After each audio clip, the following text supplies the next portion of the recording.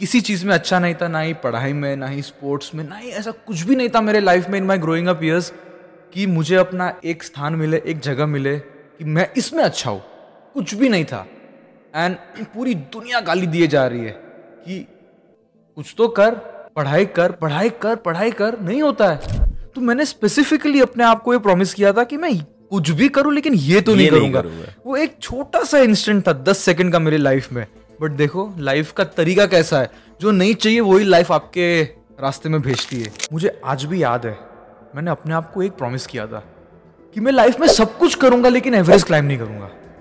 इतनी डेंजरस चीज है। तो जब मैं वहां पे खड़ा था, बस आंखों में आंसू थे कि एक 15 साल के नादान बच्चे ने जिसको पूरी दुनिया ने कह दिया था कि you are good for nothing, वो लगा रहा and today he made it.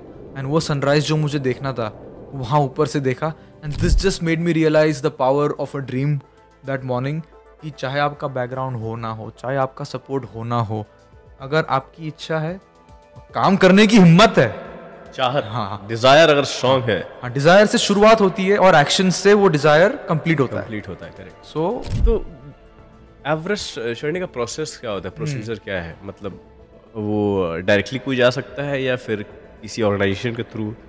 अगर मैं आपको पूछूं, अगर आपको आइडिया है एवरेस्ट क्लाइंब करने के लिए कितना खर्चा होता है, है आपको आइडिया? कोई आइडिया नहीं है सर, मुझे बताइए। गैस कीजिए, गैस ऐसे गैस करो भाई लोग, गैस करो कितना होता है। कितना होगा? 1-2 लाख? थोड़ा और ऊपर? 5 लाख? थोड़ा सा और मल्टीप्लाई करके ऊपर जाओ। इतने पैसे लगते हैं यार? 5 लाख बहुत। मिनिमम 30-35 लाख। 35 लाख पर पर्सन? तो एक समय बहुत बुरा टाइम चल रहा था मेरी लाइफ का, तब मैंने इनका सुना था, अरुणिमा मैम को। तो मेरे लगा कि यार इनके पैर नहीं, यार ये एवरेस्ट चढ़ कर आई है, जिनके पैर वो वापस नहीं आ पा रहे, हाफ तक नहीं पहुंच पाते, कितने लोग मर जाते हैं, राइट? वो एक्सपीरियंसेस आपसे बेटर कौन जानता होगा। Where else will you come across a dead body just lying around like that? किसी रिलेटिव की मौत होती है या घर में किसी की डेथ होती है, वो बॉडी तो प्रॉपरली रखा है बट ऐसी पड़ा है, unless you are in a war zone, ऐसी बॉडी रास्ते पे कहाँ देखने मिलेगा sir? Like Parth, you are at a place where one mistake will kill you. You can get every step right, but one step wrong and you are finished. So Parth, not even one mistake, you've just turned 24. This is not the way to die, and that every step has to be calculated and accounted for, and यहाँ पे एक भी गलती का scope नहीं है. This I would go as far as saying that mountaineering is the most dangerous sport in the world. Hi everyone, I am Suraj Kumar and you are watching Unfold with Suraj Kumar. सोचो एक ऐसा बचपना जहाँ ना confidence था, ना आवाज़ में दम, ना पढ़ाई में इंटरेस्ट, ना खेल कूद में टैलेंट, लेकिन एक दिन वही बच्चा दुनिया की सबसे ऊंची चोटी पे तिरंगा फहराता है। मैं बात कर रहा हूँ उस शख्स की जिनका नाम है पार्थ उपाध्याय। इन्होंने अपने आप को जीरो से हीरो कैसे बनाया, इन्होंने बाखूबी इस पॉडकास्ट में एक्सप्लेन किया है। ट्रस्ट मी, अगर आप कहीं फंसे हो, अगर लग रहा है कि आप इस लायक बने नहीं हो कि कुछ लाइफ में अच्छा कर सको, ये एक्सक्यूजेज ऐसे हैं कि पैसे नहीं है, फैमिली सपोर्टिव नहीं है, या शायद आप कुछ बड़ा करने के लिए बने ही नहीं हो, तो ये एपिसोड सिर्फ और सिर्फ आपके लिए है। अगर आज मैं पार्थ की बात करूं, ये वही पार्थ हैं जो ठीक से बोल नहीं पाते थे, लेकिन आज ये एक माउंटेनियर हैं, एक कोच हैं, एक मोटिवेशनल स्पीकर हैं, और मोस्ट इम्पॉर्टेंटली ये एक बिजनेसमैन भी है। कहीं मत जाइए, बने रहिए, ये एपिसोड बहुत ही ज़्यादा इंटरेस्टिंग होने वाली है। स्टार्ट करते हैं। ओके ब्रदर पार्थ, कैसे हैं आप? एकदम बढ़िया sir, nice space you have and looking dashing, excited to speak with you. Thank you so much for the compliment. मुझे लगा नहीं था मिलेगा, बट यू गेव। मेरे नेक्स्ट पॉडकास्ट में मैं मैं सूट पहन के आऊंगा अभी, definitely I will call you Look और मैं nice. बताऊंगा कि मेरा सूट का कलर क्या है, तो so that you can match. Matching. Absolutely. Okay, so अब जब मैंने आपके बारे में रिसर्च किया, पढ़ना स्टार्ट किया, तो मुझे पता चला कि 15th एज में आपने डिसाइड किया था कि एक दिन मैं एवरेस्ट चढ़ूंगा. करेक्ट. तो उसमें ज़्यादा डिटेल में जाकर पहले मैं ये पूछना चाहता हूँ कि 15th एज में ऐसा माइंड में आया क्या कि आपने ये सोचा है? बिकॉज आप फैमिली बैकग्राउंड आपकी गुजराती है, राइट? हाँ जी. कैसे हो सर, बताइए प्लीज. नहीं, absolutely. You know, as every child, जब हम बड़े होते हैं तब हमको ये कहा जाता है कि अच्छे मार्क्स लाने हैं, अच्छे मार्क्स आएगा तो अच्छे कॉलेज में दाखला होगा, अच्छी कॉलेज मतलब अच्छी नौकरी, अच्छी नौकरी मतलब अच्छी छोकरी, फिर बच्चे, और ये that is the you know sequence of life जो हमें बताया गया कि अगर ये नहीं Correct. होगा तो तुम्हारी जिंदगी में तुम कहीं नहीं पहुंचोगे. अभी जब से पढ़ाई करने की अक्ल आई तब से एक चीज समझ में आ गई भाई कि पढ़ाई नहीं होती मुझसे, मार्क्स ही नहीं आते, पढ़ाई होती नहीं. वैसे हूँ बहुत स्मार्ट, लेकिन आप मुझे रट्टा मारने बोलो और कुछ पेपर पे लिखने बोलो तो वहां पे मेरा काम खत्म हो जाता है. ओके. ऐसे हालत में बड़ा हुआ मैं, किसी चीज में अच्छा नहीं था, ना ही पढ़ाई में, ना ही स्पोर्ट्स में, ना ही ऐसा कुछ भी नहीं था मेरे लाइफ में इन माई ग्रोइंग अप ईयर्स कि मुझे अपना एक स्थान मिले, एक जगह मिले कि मैं इसमें अच्छा हूँ. कुछ भी नहीं था. एंड पूरी दुनिया गाली दिए जा रही है कि कुछ तो कर, पढ़ाई कर, पढ़ाई कर, पढ़ाई कर. नहीं होता है. 10th की एग्जाम हुई एंड मुझे एग्जाम के बाद ये भी कंफर्म नहीं था मेरे मन में कि पास होने वाला हूँ कि भी नहीं. और 10th की बोर्ड एग्जाम बहुत बड़ी चीज़ होती है हमारे देश में. उसके बाद 11वीं 12वीं में जाते हो आप, उसमें 2-3 महीने की छुट्टी होती है एग्जाम के बाद. करेक्ट. तभी मेरे पापा एक दिन एक रैंडम इवनिंग को न्यूज़ कवरेज देख रहे थे एंड उन्होंने मुझे बुलाया कि ये देख, न्यूज़ में क्या आ रहा था, about a 16-year-old boy from India जिसने एवरेस्ट क्लाइम किया था. 16 year old. 16 साल के बच्चे ने. वो पापा का इंटेंशन था ये देख तेरी उम्र के बच्चे क्या कर रहे हैं, वो एंगल से उन्होंने मुझे बुलाया था. हाँ.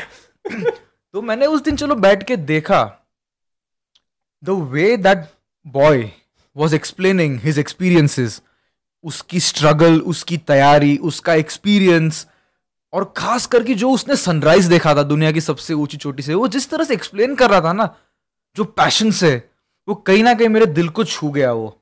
एंड मैंने मेरे पापा को ऐसे ही, मुंहफट तो आज भी हूँ तभी भी था, बोला पापा मुझे भी एवरेस्ट क्लाइम करना है.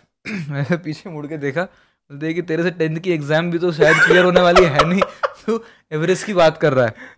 थोड़ा मेरा जजमेंट पहले ही मिल गया फादर का. तो मुझे भी पता था, उनको भी पता था कि कैसा निकम्मा बेटा है ये. अच्छा. उसको एवरेस्ट चढ़ना है जिसकी 10वीं की एग्जाम भी नहीं होगी. बट उन्होंने बोला कि ठीक है, ऑन द अपकमिंग वीकेंड, मतलब हर वीकेंड मेरे कुछ दोस्त है जो ट्रैकिंग जाते हैं महाराष्ट्र में, तू जा, वैसे भी कुछ नहीं कर रहा है 2 महीने से घर पे, तो ट्रैकिंग करने जा. ठीक है, ज़्यादा पता भी नहीं था ट्रैकिंग क्या होता है. और जब मैं ये बोल रहा हूँ ना आपको, मुझे एक छोटा सा इंस्टेंट याद आ रहा है जो मैंने आज तक कभी किसी को बताया नहीं. अचानक से याद आया मुझे ये. मेरे 8वीं में हिंदी में एक चैप्टर था बचेंद्री पाल मैम पे, जो कि इंडिया की पहली लेडी है जिन्होंने एवरेस्ट सर किया था. आई थिंक 80s में क्लाइम किया था उन्होंने. तो हमारे जो टीचर थे वो ट्रैकिंग करते थे 8वीं में, हमारे हिंदी टीचर. तो उन्होंने सिलेबस के बाहर जाके, चैप्टर के बाहर जाके बहुत सारी चीजें एवरेस्ट के बारे में बताई कि कितना मुश्किल होता है, कितना ठंडा होता है, कितना डेंजरस होता है, और कितना जान को जोखम होता है, और कितना खूबसूरत भी होता है. मैं लास्ट बेंच पे हमेशा बैठता था छुप के सबसे ना, ताकि मेरा नंबर ना आए. कोई सवाल पूछते थे ना टीचर, वो बहुत मेरे लिए टेरराइजिंग चीज थी. मैं छुप के बैठता था पीछे. तो क्वेश्चन आ हाँ, क्वेश्चन ना. तो जब ये सर एक्सप्लेन कर रहे थे, मुझे आज भी याद है, मैंने अपने आप को एक प्रॉमिस किया था कि मैं लाइफ में सब कुछ करूंगा लेकिन एवरेस्ट क्लाइम नहीं करूंगा. इतनी डेंजरस चीज है, क्यों कोई पागल करेगा ये. तो मैंने स्पेसिफिकली अपने आप को ये प्रॉमिस किया था कि मैं कुछ भी करूं लेकिन ये तो नहीं करूंगा. वो एक छोटा सा इंस्टेंट था 10 सेकंड का मेरे लाइफ में. बट देखो लाइफ का तरीका कैसा है, जो नहीं चाहिए वही लाइफ आपके रास्ते में भेजती है. सो मैं वो ट्रैक पे गया. पापा ने मुझे वीकेंड पे साइन अप कराया and as a complete introvert, मतलब मैं अपने आप को कभी इंट्रोड्यूस भी नहीं कर पाता था कि हाय आई एम पार्थ बोलने में भी मैं बौखला जाता था. ऐसा लड़का 30 स्ट्रेंजर्स के साथ गया और मैं उस पहाड़ के बेस विलेज पे, कलसूबाई करके एक पीक है हमारे महाराष्ट्र में, जो महाराष्ट्र का सबसे ऊंचा चोटी है। मैं बस में से उस गांव में उतरा पहाड़ों में, और पहली बार मेरे 15 साल की उम्र में मुझे ऐसा लगा कि घर वापसी हुई है, Great. घर वापस आया हूं मैं। कहीं भी ऐसा नहीं लगा था मुझे कि मैं वहां बिलोंग करता हूं, लेकिन पहली बार पहाड़ों ने मुझे बोला कि बेटा वेलकम होम। एंड वो ट्रैक किया मैंने, एंड उस पहाड़ के टॉप पे से मैंने सनराइज होते हुए देखा। एंड मैं वहीं पे आने वाला था हाँ कि एक बंदे की, बहुत सारे यंगस्टर है जिनके सपने होते हैं कि हाँ। एवरेस्ट हाँ कितना सुंदर होता है, कितना मजा आएगा वहां पे जाएंगे तो। और आप टॉप पे थे, हम्म, पीक पे थे, हाँ। राइट? और वहां से सनराइज होते हुए देखा, तो उसमें आपके माइंड में चल क्या रहा था, क्या Well- फीलिंग्स थी? वेल जो 15 साल की उम्र में मैंने कलसूबाई के टॉप से सनराइज देखते हुए ये एक थॉट मेरे माइंड में आया था कि इस छोटी पहाड़ी से इतना खूबसूरत है तो वो सनराइज जो वो 16 साल का लड़का जिसको मैंने न्यूज़ पे देखा था, वो सनराइज जो वो एक्सप्लेन कर रहा था, जो उसने दुनिया की सबसे ऊंची चोटी से देखा, वो कैसा होगा। तो यहाँ से इस सपने की शुरुआत हुई। और 9 साल लगे, 15 साल से 24 साल की उम्र, 9 साल लगे। बट जब 23 मई 2019 सुबह के 5 बजे जब मैं दुनिया के सबसे ऊंचे शिखर पे खड़ा था एज अ यंग इंडियन, और जब मैं वहां पहुंचा, यूनिवर्स का टाइमिंग देखो, जस्ट उसी वक्त सनराइज होना शुरू हुआ। मतलब और- एग्जैक्ट टाइम पे ही पहुंचे थे हाँ, आप। सनराइज के टाइम पे ही पहुंचा। एंड एज अ 15-year-old जो मैंने सपना देखा था, वो थॉट मेरे माइंड में आया कि जिसके पास स्पोर्ट्स का कोई बैकग्राउंड नहीं, जिसके पास माउंटेनियरिंग या एडवेंचर का कोई बैकग्राउंड नहीं फैमिली में, जिसके पास कोई सपोर्ट करने वाला था नहीं सॉरी, एक्सेप्ट पेरेंट्स और मैं, हम्म, एक इम्पॉसिबल सा सपना देखा मैंने। 9 साल लग के मेहनत की, ऑब्स्टिकल्स आए, डट के सामना किया, कभी विक्टिम मेंटालिटी में नहीं घुसा मैं। प्रॉब्लम जितना बड़ा सपना उतना बड़ा प्रॉब्लम। आप भी बिजनेस में हो, आपको पता है Correct. जितना आगे लेके जाना है उतनी बड़े रोड ब्लॉक्स आएंगे। हम्म, इसमें 2 तरह के लोग होते हैं ना। फिर रोड ब्लॉक्स आए तो लोग बोलते हैं अरे छोड़ो, दुनिया सपोर्ट नहीं कर रही है, ये है वो है करके आगे नहीं बढ़ते। 99% लोग ऐसे अनफॉर्चुनेटली दुनिया में, हाँ 1% लोग ऐसे हैं, प्रॉब्लम आया सोल्यूशन है, बूम, रोना नहीं है, कंप्लेन नहीं करना है, विक्टिम मेंटालिटी में नहीं घुसना है। वो करना ही क्यों, सॉल्यूशन ढूंढो ना, प्रॉब्लम्स तो है ही, एब्सोल्युटली तो उसके लिए सॉल्यूशन ढूंढेगा ना, परेशान होने की क्या जरूरत है? एब्सोल्युटली। और वो जो सोल्यूशन निकाल लेते हैं वही इंसान किसी भी फील्ड में, चाहे वो एवरेस्ट चढ़ना हो या आपका कोई पर्सनल एवरेस्ट हो। हाँ, हाँ। तो जब मैं वहां पे खड़ा था, बस आंखों में आंसू थे कि एक 15 साल के नादान बच्चे ने जिसको पूरी दुनिया ने कह दिया था कि you are good for nothing, वो लगा रहा। And today he made it. And वो सनराइज जो मुझे देखना था वहाँ ऊपर से देखा, and this just made me realise the power of a dream that morning, कि चाहे आपका बैकग्राउंड हो ना हो, चाहे आपका सपोर्ट हो ना हो, अगर आपकी इच्छा है, काम करने की हिम्मत है, चाहत, हाँ, डिजायर अगर स्ट्रांग है, हाँ, डिजायर से शुरुआत होती है और एक्शन से वो डिजायर कंप्लीट होता है। कंप्लीट होता है। करेक्ट। सो बहुत खूबसूरत था सनराइज सर, वहां से क्या बताऊं मैं अभी आंखें बंद करता हूँ तो कितना, आज क्या डेट हुई, 19 मई हुआ, 23 मई को मैंने सबमिट किया था। सो ऑलमोस्ट 6 साल हो गए, लेकिन वो इतना फ्रेश है मेरी आंखों में जैसे अभी मैं वहां पे जी रहा हूँ। बहुत खूबसूरत था सर। वो आपके मुस्कान से समझ में आ रहा है सर कि क्या फीलिंग्स हुई होगी वहां पे। यस। ग्रेट। तो एवरेस्ट चढ़ने का प्रोसेस क्या होता है, प्रोसीजर क्या है? मतलब वो डायरेक्टली कोई जा सकता है या फिर किसी ऑर्गेनाइजेशन के थ्रू जाते हैं, क्या है प्रोसेस, क्या है इसका? सो मैं अभी जस्ट लास्ट हफ्ते पहाड़ों से आया हूँ, जो थोड़ी खांसी लेके आया हूँ वहां से, तो बीच कोई बीच प्रॉब्लम नहीं में सर, माफ कर देना मुझे। No problem at all. So Everest जाने से पहले मैंने आपको कहा कि 9 साल मैंने तैयारी की थी। वो 9 साल प्रिपरेशन हाँ, किया था। तो वो 9 साल में मैंने क्या क्या किया था, अगर उसको सिंपल स्टेप बाय स्टेप मैं ब्रेक डाउन करूँ, अगर यहाँ पे कोई देख रहा है जिसको एवरेस्ट क्लाइम करना है, तो 3 या 4 चीजें जिस पे ध्यान देना है। अगर आपको एग्जाम्पल दे के बताओ, अगर आपका सपना है किताब लिखना है आपको, तो ऐसे ही तो किताब लिखना शुरू नहीं कर सकते, आपको शुरू करना है ABCD सीख के। तो माउंटेनियरिंग की ABCD आपको सिखाई जाती है बेसिक और एडवांस कोर्सेज में। इंडिया में 5 इंस्टीट्यूट्स है जहाँ पे आपको rock climbing, ice climbing, snow climbing और रेस्क्यू कैसे करते हैं, मौसम कैसे पढ़ते हैं, तो ये सारी जो ABCD है क्लाइंबिंग की, इसकी बेसिकली पढ़ाई है। It is a proper institute और आपको यहाँ पे ये सारी चीज़ें सिखाई जाती है। अभी आपने बेसिक और एडवांस कोर्सेज क्लियर कर लिए, अब आपको ABCD आता है। अभी ABCD के वर्ड्स और सेंटेंसेस लिखना, ये आप प्रैक्टिस के अलावा और कोई तरीका नहीं है। तो प्रैक्टिस कैसे करोगे एज अ माउंटेनियर? आप रियल माउंटेन्स क्लाइंब करने जाओगे। एवरेस्ट है 8000 मीटर के ऊपर की ऊंची चोटी, तो उसके नीचे जैसे 5000 मीटर, 6000 मीटर माउंटेन्स बहुत सारे हैं हमारे इंडियन हिमालयाज में। तो एक बार आपने जब ये स्किल्स सीख लिए, तो उसके बाद रियल टाइम माउंटेन्स क्लाइंब करने जाने हैं। तब जाके मुझे मालूम पड़ा कि ये सर ने जो बोला था कि जब मौसम खराब होगा तो एक्चुअल में कैसा महसूस होता है, जब तबीयत खराब होती है तो एक्चुअल में कैसा, उसके साथ कैसे उसको डील कर सकते हो। अगर किसी का रेस्क्यू करना है, या एवलांच आया, या आप फंस गए हो, रूट खो गया हो, तो ऐसी एक्चुअल चीजें आपको रियल टाइम एक्सपीडिशंस करके ही समझ में आएगी। मैंने एवरेस्ट के पहले 26 6000 मीटर के ऊंची चोटियां क्लाइंब की, और उसमें those mountains were the mountains which really made me into the mountaineer. And आजकल मैं ये ट्रेंड देखता हूँ सर, ये जो बहुत ही मुझे बोलना अभी ज़रूरी लगता है, कि किसी ने 1-2 ट्रैक्स किए और उन्होंने सपना देखा कि एवरेस्ट करना है, और उनको ये सारे कोर्सेज और एक्सपीडिशंस करने की पेशेंस ही नहीं है।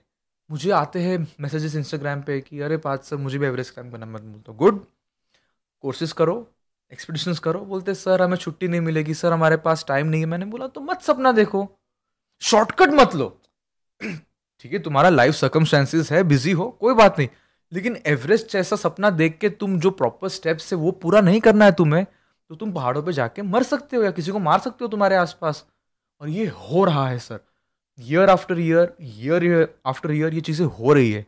यानी ये बोलने में मुझे बहुत ही शर्म नहीं कहूँगा, पर दुख होता है कि एवरेस्ट पे जो मैक्सिमम डेथ्स होती है, गए 10 साल की हिस्ट्री आप उठा के देख लो, 30-40% डेथ्स इंडियंस की हो रही है।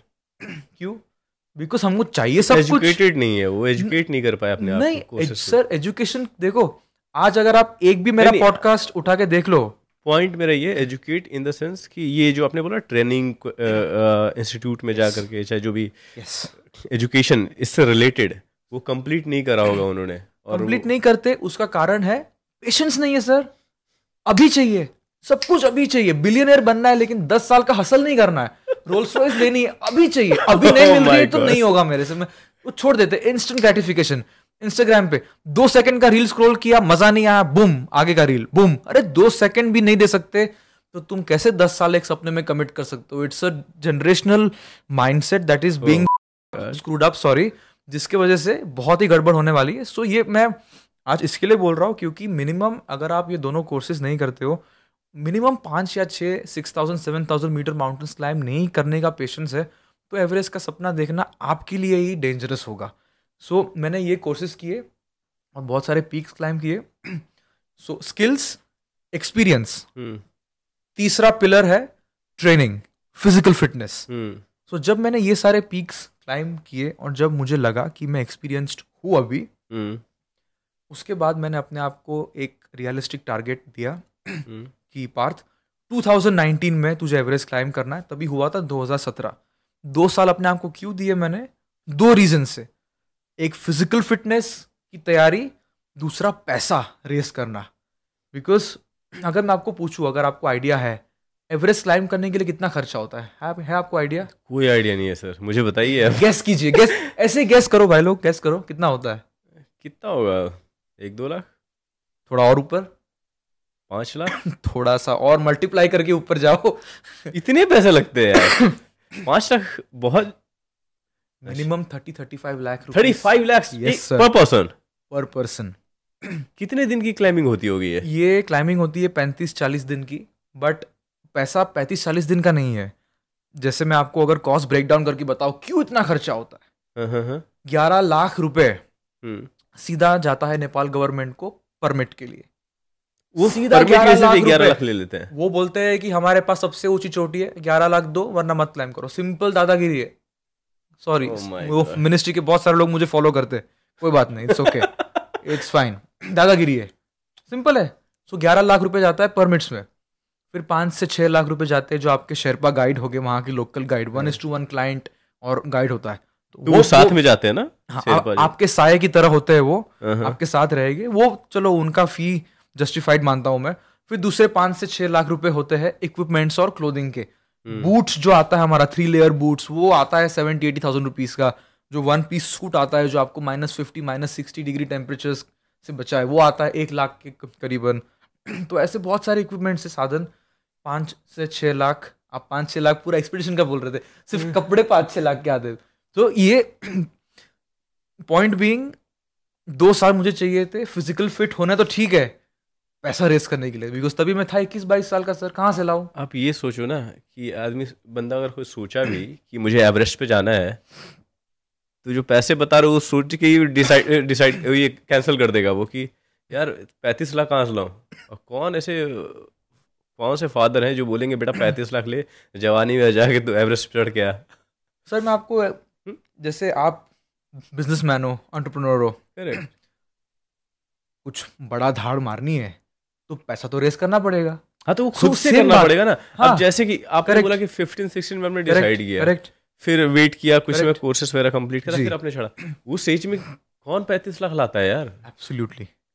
लेकिन सर जैसे बिजनेस में पैसा रेस करते हैं, वैसे इसमें भी पैसा रेस करना ही पड़ेगा। तो कैसे आपने मैनेज किया? That's a very good question hmm. कि पैसा कैसे रेस किया। मुझे इतने सारे टैलेंटेड लोगों का मैसेज आता है ना, जो मुझसे बहुत बढ़कर क्लाइंबर्स है, लेकिन उनके पास पैसा नहीं है। तो मैं उनको बोलता हूँ, मेरे पास कौन सा पैसा था सर? हाँ, इच्छा थी पैसे के बारे में। क्या जानता था मैं? कुछ भी नहीं। पापा का बैकग्राउंड या मेरे फैमिली में कहीं भी बैकग्राउंड वैसे बिजनेस का नहीं था जो मुझे एडवाइस दे पाए। इच्छा थी एंड एक माइंडसेट था कि एक सपना देखा है, उसके लिए जो भी करना पड़े ना वो करने की तैयारी है। लोग मुझे बोलते हैं माउंटेनियर्स, अभी कुछ लोग जिनको मैं कोच करता हूँ वो मुझे बोलते हैं पहाड़ चढ़ना तो अच्छा लगता है लेकिन पैसा रेस करना अच्छा नहीं लगता। मैं बोलता हूँ मैं समझ रहा हूँ, लेकिन पहाड़ चढ़ने के लिए पैसा रेस करना जरूरी है, तो तुम क्यों कंप्लेन कर रहे हो? Whatever is needed, do you have the mindset to do that? तो पहले तो माइंडसेट लेवल पे काम करना है कि whatever is required I am willing to do it, I am willing to learn. नहीं आता है तो सीखना है। सेम आई वुड से इन अ मैटर ऑफ 2 years, 2 साल में मैंने कम से कम पर्सनली मीटिंग 160-170 कंपनीज के साथ पर्सनल मीटिंग की। और फंडिंग के लिए? हाँ, फंडिंग के लिए, कॉर्पोरेट्स। ओके।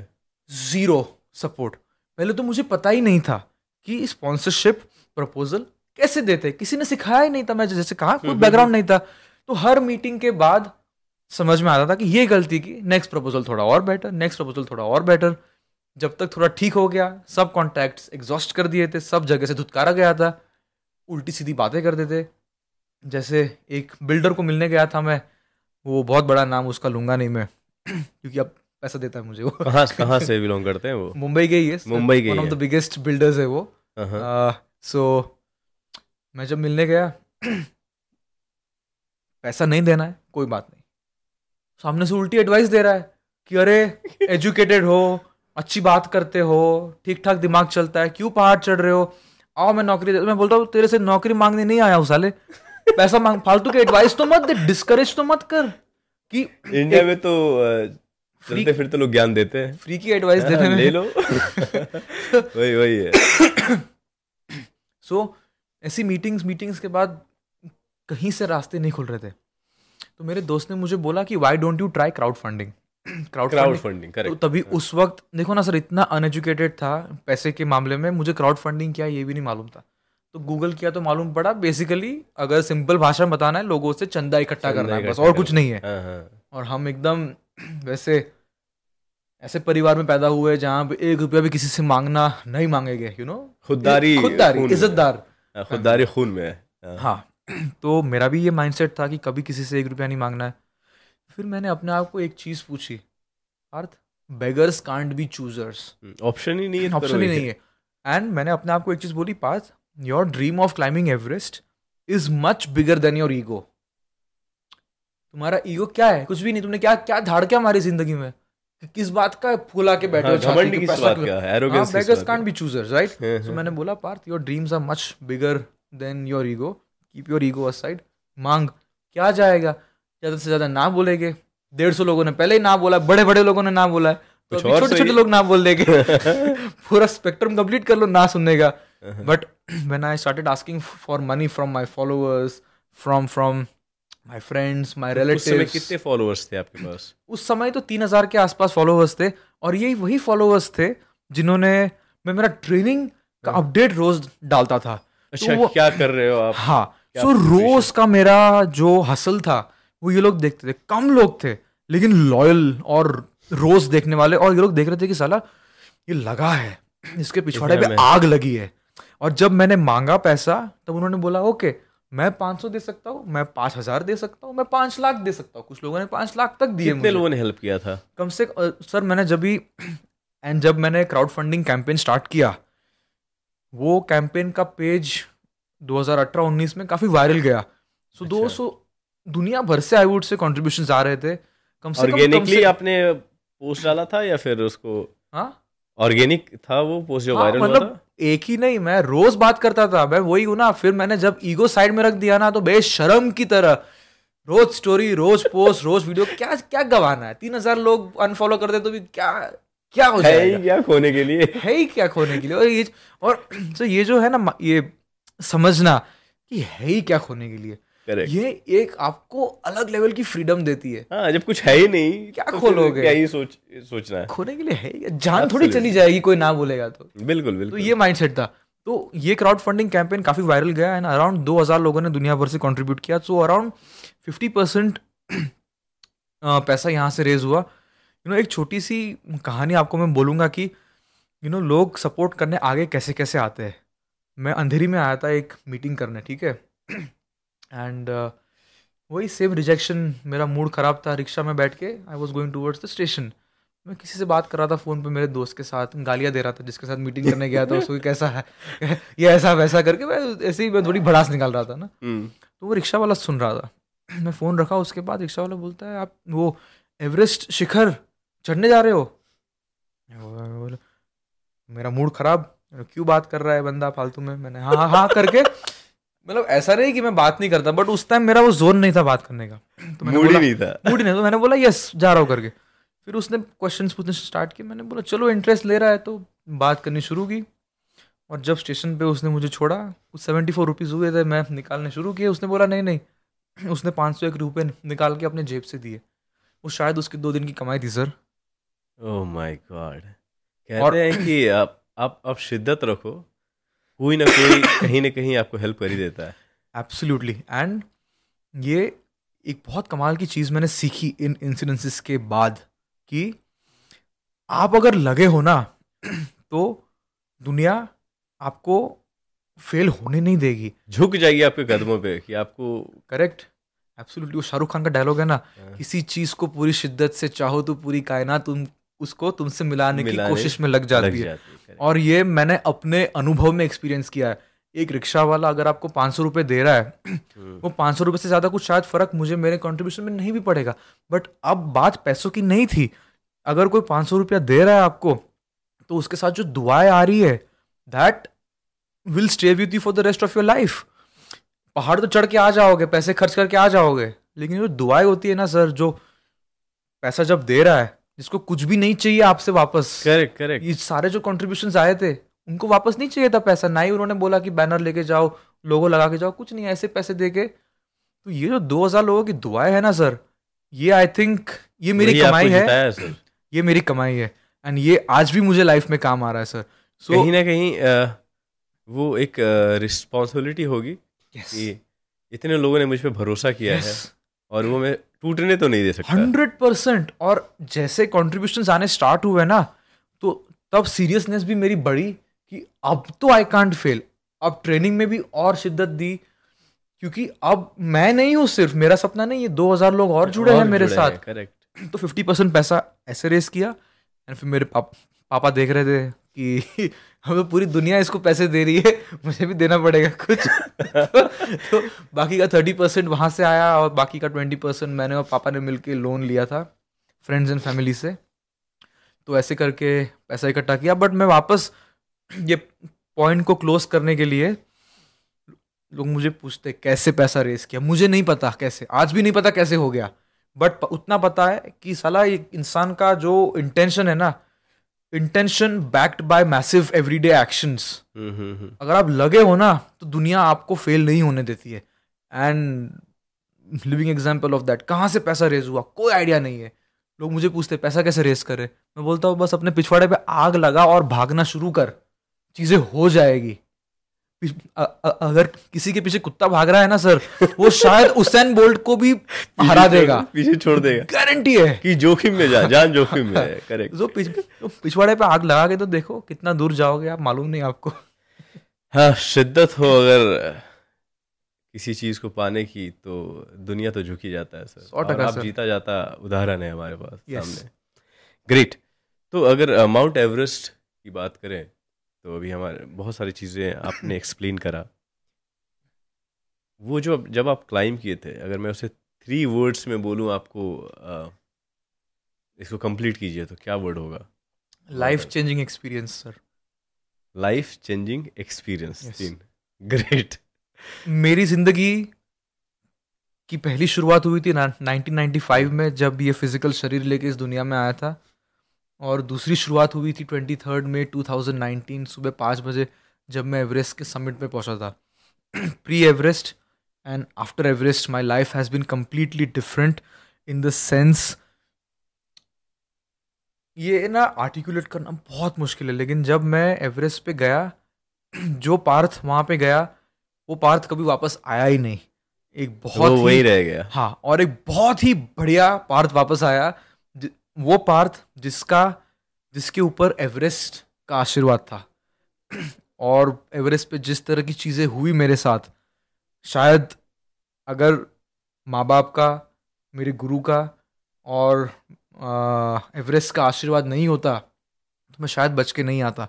और उन्हीं एक्सपीरियंसेस के बाद मैं ज़िंदा रहा, और उससे जो चीज़ें मैंने सीखी, एक ज़िंदगी का अलग ही पर्सपेक्टिव लेके आया मैं वहाँ से। आप शायद मतलब आपके फील्ड से हैं, अनुरुमा सिन्हा जी, शायद आप उनको जानते हैं। Good friend of mine. हाँ, मैं उनका एक स्पीच सुन रहा था, TEDx। मोटिवेशन। हाँ, TEDx नहीं था जी, पता नहीं किसी शो पे आई थी। Okay. And she was just explaining about herself correct. कि कैसे कैसे वो एवरेस्ट पे चढ़ी और चीज़ें कैसे हुई। तो मैं सोच रहा था, बिकॉज इससे पहले मुझे नहीं पता था कि इतने प्रिपरेशन करने पड़ते हैं, 8-9 साल देने पड़ते हैं ताकि आप एवरेस्ट चढ़ सको। राइट। इसके बहुत सारे इंस्टीट्यूट वगैरह हैं जो दे आर प्रोवाइडिंग कि अगर आप करो तैयारी तो बढ़िया से करो ताकि आप एवरेस्ट चढ़ सको। राइट। मैं सच बोलता हूँ, मैंने जब मैम को सुना था जी, तो आई डिसाइडेड कि एवरेस्ट तो नहीं चढ़ पाऊंगा मैं, लेकिन बेस कैंप तक जा सकते हैं। मैं लेके जाऊंगा सर आपको। डेफिनेटली मैं आ रहा हूँ उस पर। तो आई जस्ट मेंशन, मैं अपने डायरी में लिखा जो मेरी डिज़ायर है, मैं हमेशा लिखता हूँ। ये 4 साल पहले की बात है, 4 से 5 साल पहले की बात है। तो मैं अपनी मॉम को सुनाया था कि देखो माँ, जब ये चढ़ सकती है, उनका पैर नहीं है दोनों, और ये जब एवरेस्ट चढ़ सकती है, तो यार हम लोग ऐसा क्या है जो नहीं अचीव कर सकते। तो बाकी की जो चीज़ें जो बैक टू बैक हम करते हैं, चाहे जो मेरे लाइफ में भी बहुत सारे चेंजेस आए, I wanted to be an actor, और चीज़ें स्टार्ट करी, मैं बहुत ज़्यादा फेल हो रहा था। तो उस चीज़ों को मैं जब याद करता हूँ तो एक समय बहुत बुरा टाइम चल रहा था मेरी लाइफ का, तब मैंने इनका सुना था, अनुरुमा मैम को। तो मेरे लगा कि यार इनके पैर नहीं, यार ये एवरेस्ट चढ़ कर आई हैं, जिनके पैर वो वापस नहीं आ पा रहे, हाफ तक नहीं पहुंच पाते, कितने लोग मर जाते हैं। राइट। वो एक्सपीरियंसेस आपसे बेटर कौन जानता होगा। मेरे पास तो 9 इयर्स नहीं है सर अपने आप को तैयार करने के लिए। अगर मुझे अभी जी मैं बोलूँ कि विद इन 2 और 3 मंथ्स के अंदर मुझे जाना है, बेस कैंप एटलीस्ट सबमिट कर सकूं मैं, तो क्या ये पॉसिबल है? यस, बहुत सारे लोग हैं जिनको हम बेस कैंप ले गए हैं. This is one of the things that I do. एक छोटी सी कंपनी है फिनिक्स एक्सपीरियंसेस मेरी, उसके थ्रू हम लोगों को ट्रैकिंग और एक्सपीडिशंस पे लेके जाते हैं. और उसी का जोड़ीदार वेंचर है फिनिक्स माउंटेन ट्रेनिंग, जिसके अंडर हम लोगों को कोच करते हैं. अगर उनका कोई भी पहाड़ चढ़ने का सपना हो, चाहे वो एवरेस्ट बेस कैंप हो या एवरेस्ट हो. सो गए 2-3 साल में आई थिंक अराउंड 500 से 600 लोगों को ट्रेन किया है. एंड टच वुड अभी तक 100% सक्सेस रेट रहा है पहाड़ों में. सो कहीं ना कहीं जो कर रहे हैं वो सही कर रहे हैं. We know what we are doing. And अगर आप मुझे 2 से 3 महीने आपके दो और जो भी मैं बोलूं बिना अपना दिमाग लगाए फॉलो करो, ये बहुत जरूरी है. एब्सोल्युटली. मुझे आइडिया ही नहीं है किसी चीज का, तो ऑब्वियसली मैं आपको ही फॉलो करूंगा जो बोलोगे आप. एब्सोल्युटली. अभी जैसे बहुत सारे क्लाइंट्स को मैं बोलता हूँ कि ओके 3 महीने के लिए तुम जो भी कर रहे हो इन टर्म्स ऑफ एक्सरसाइज वो नहीं करना है. फिर बीच में मुझे बोलते हैं नहीं सर, अरे मैं वो MMA जाती हूँ, मुझे वो बहुत अच्छा लगता है. मैं देखो मैं बहुत मुंहफट आदमी हूँ. मैं बोल देता हूँ ये लो तुम्हारे पैसे, पहाड़ चढ़ने का सपना मत देखो. फिर तुम मेरे पास क्यों आए? क्योंकि तुमको पहाड़ ठीक से चढ़ना है और ट्रेनिंग चाहिए. तो मेरी बात ही नहीं माननी तुम्हें, तुमको जो पसंद है वो करते रहो. तो ये बहुत बड़ा प्रॉब्लम है. सो अगर आप 3 महीना मुझे दो, ऐसा कुछ बड़ा ट्रेनिंग नहीं करनी है. 45 minutes to 1 hour a day, very specific mountain training. And it is not about doing more training. It is about doing the training properly and in a progressive way. थोड़ा करना है और थोड़ा उसका इंटेंसिटी बढ़ाते जाना है.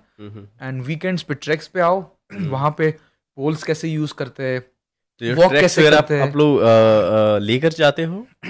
यस जैसे. और अगर आप मुंबई में हो यहाँ पे तो हर वीकेंड ट्रैक्स होते हैं हमारे. तो वहाँ पे बेसिक माउंटेन में जाके, because it's not just about fitness right. पहाड़ों में जाके आप कैसे वॉक कर रहे हो, कैसे ब्रीथ कर रहे हो, कैसे पोल्स यूज कर रहे हो अपने, कैसे पेस बना रहे हो, ये सारी चीजें बहुत जरूरी है. और ये मैं आपको पहाड़ों में जाकर ही सिखा पाऊंगा. तो एक एलिमेंट है फिटनेस का जो आप रूटीन फॉलो करके कर सकते हो. एक एलिमेंट है जो माउंटेन स्पेसिफिक स्किल्स है, वॉकिंग स्पेसिफिक स्किल्स, वो मैं आपको पहाड़ों में जाके 1-on-1 सिखाता हूँ. तो ये कुछ मोटा मोटा स्ट्रक्चर है. And with in 2 to 3 months अगर आप दो, अगर आपकी बात करूँ स्पेसिफिकली, फिट हो, जस्ट थोड़ा सा माउंटेन स्पेसिफिक ट्वीकिंग करना है and boom you will be ready to go to Everest base camp. और जब एवरेस्ट बेस कैंप जाएगी, एक होती है तैयारी करना, और जब ट्रैक पे हो वहाँ पे, तो चाहे मैं हो या मेरी टीम हो, हम जानते हैं कि सबसे इम्पोर्टेंट चीज़ है कि लोग एक्लिमेटाइज प्रॉपरली हो. हाई ऑल्टीट्यूड पे हवा पतली होती है, ऑक्सीजन कम होता है. तो एक्लिमेटाइजेशन में क्या करना है क्या नहीं करना है, ये सबको प्रॉपर इंस्ट्रक्शंस दी जाती है. और वहाँ पे ध्यान रखते हैं हम लोग. सो अगर एक्लिमेटाइज हो गया और फिट हो तो एवरेस्ट बेस कैंप क्यों नहीं पहुँच सकते सर, 100%. और लेके जाऊंगा, और हमारा next podcast Everest base camp पे होगा. डेफिनेटली करेंगे. ओके. तो जैसे आपने बताया कि हम जा सकते हैं 2-3 महीने के अंतराल पे. अगर तैयारी हमारी पूरी रही तो 1-2 महीने 3 महीने जो भी है आपने बताया. किस तरह के प्रॉब्लम्स आते हैं जब ट्रैक करने लोग जाते हैं? सपोज दैट कि मैं जाऊं तो मुझे किस तरह के प्रॉब्लम्स को फेस करना पड़ सकता है वहाँ पे? Absolutely very good question. कि पहाड़ों में किस तरह की तकलीफें आती. तकलीफें 2 तरह की होती है सर. एक होती है फिजिकल, एक होती है मेंटल. फिजिकल की बात करें तो सबसे पहला और सबसे कॉमन चीज ऑल्टीट्यूड सिकनेस. जैसे जैसे ऑल्टीट्यूड गेन करते हो, खास करके 4000 मीटर मतलब 15,000 फीट के ऊपर, हवा का दबाव मतलब एयर प्रेशर और ऑक्सीजन लेवल कम होने की वजह से शुरुआत हो सकती है एक छोटे से हेडेक से. हेडेक बढ़ सकता है and nausea, lack of sleep, loss of appetite, जैसे खाना ना खा पाना, सो नहीं पाते हो आप रात को. ये बेसिक सिम्टम्स है. तो मैं हमारे क्लाइंट्स को हमेशा बोलता हूँ कि 3 चीज़ें ठीक से होनी चाहिए. इनकमिंग मतलब पानी और खाना जाते रहना चाहिए. आउट गोइंग मतलब 1 नंबर और 2 नंबर होते रहना चाहिए। और तीसरा नींद। ये 3 चीजें अगर ठीक से हो रही है मतलब आपका शरीर ठीक है।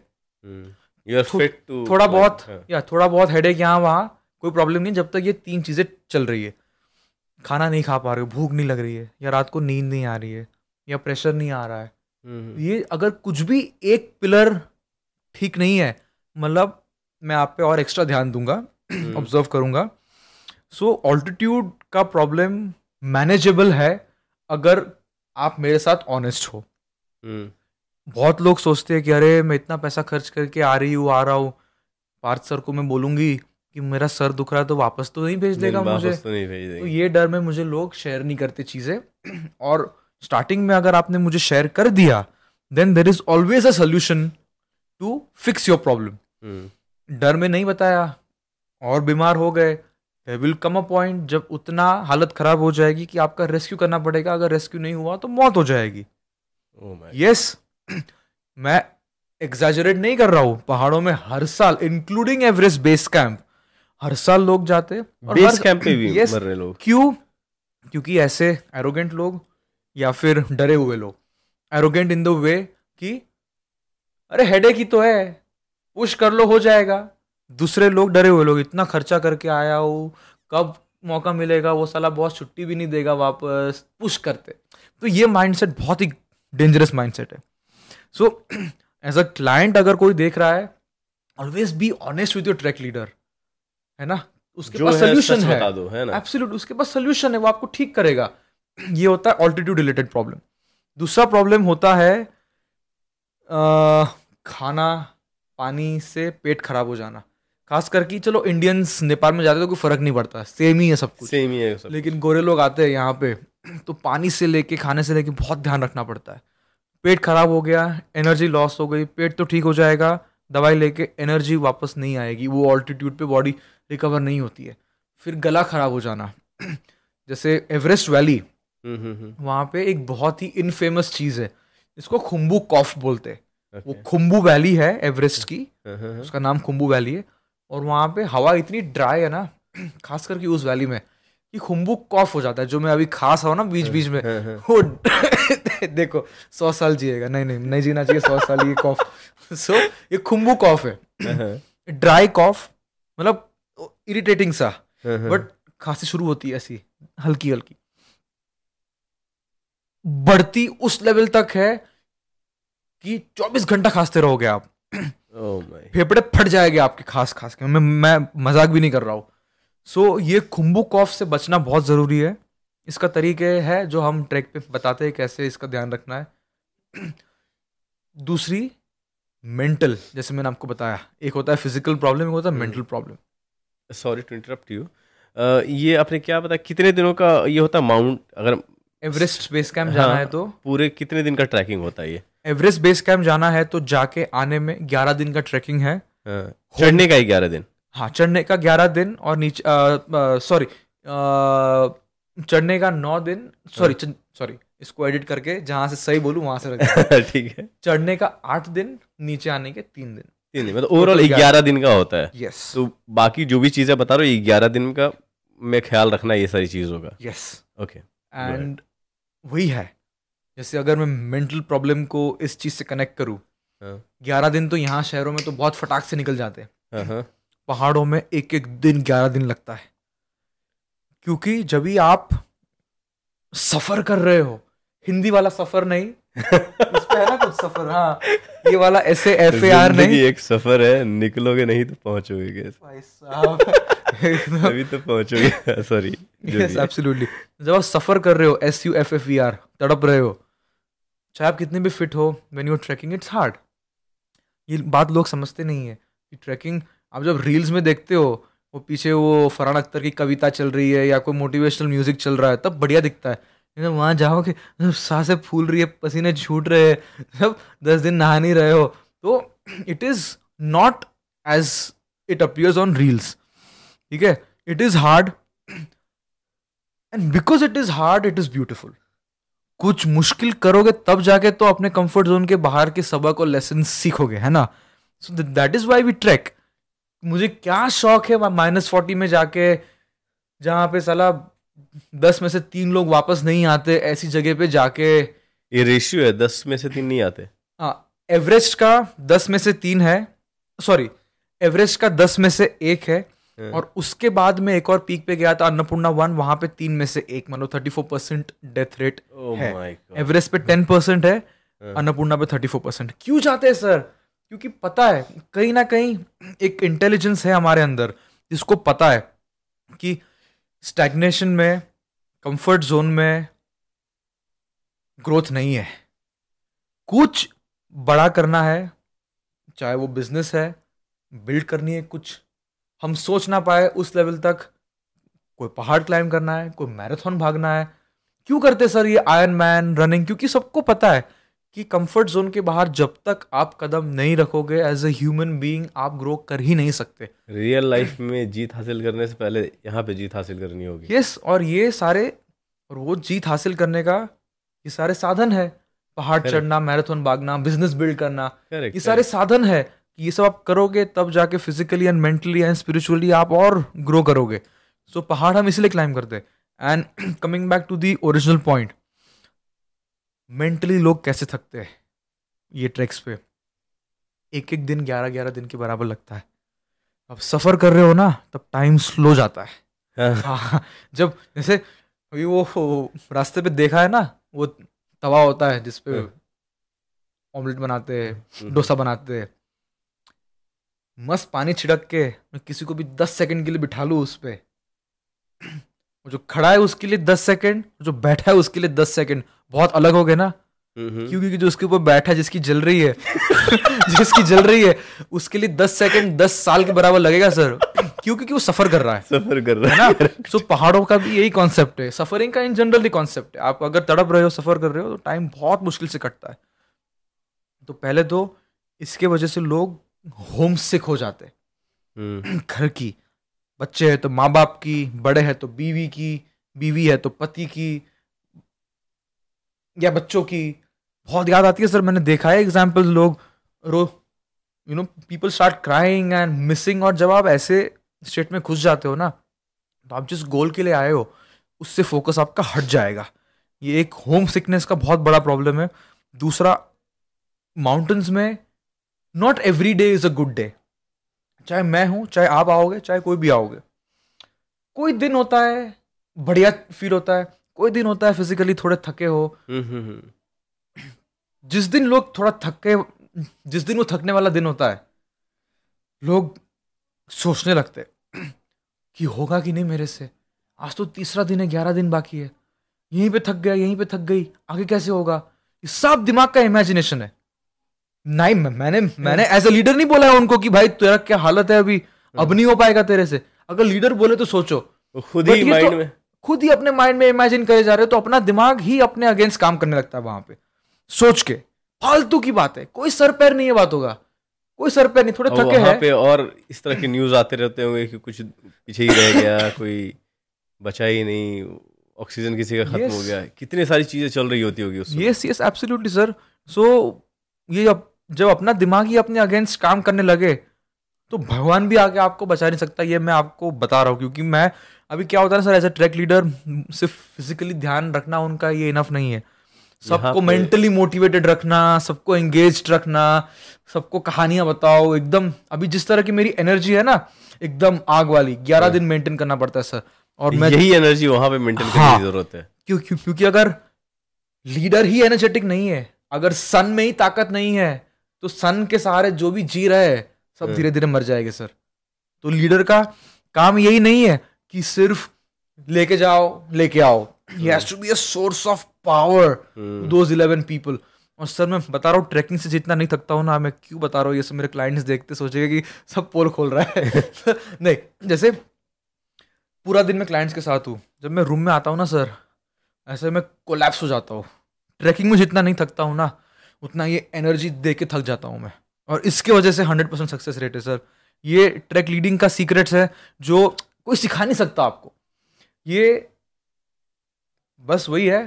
So great.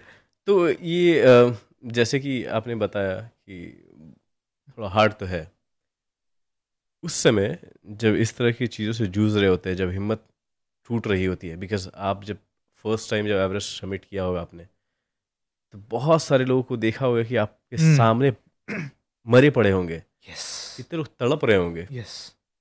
तो क्या ऐसा माइंड में था जो आपको फिर भी पुश किया कि नहीं तुम कर सकते हो, you can achieve what actually you want, और जिसके लिए आप यहाँ पे आए हो? तो क्या वो ऐसी चीज़ थी आप में कि आपने वो किया? सर मैं यहाँ पे एक आपके सवाल के जवाब को एक कहानी से लिंक करूँगा जो वहाँ पे हुआ था। Absolutely.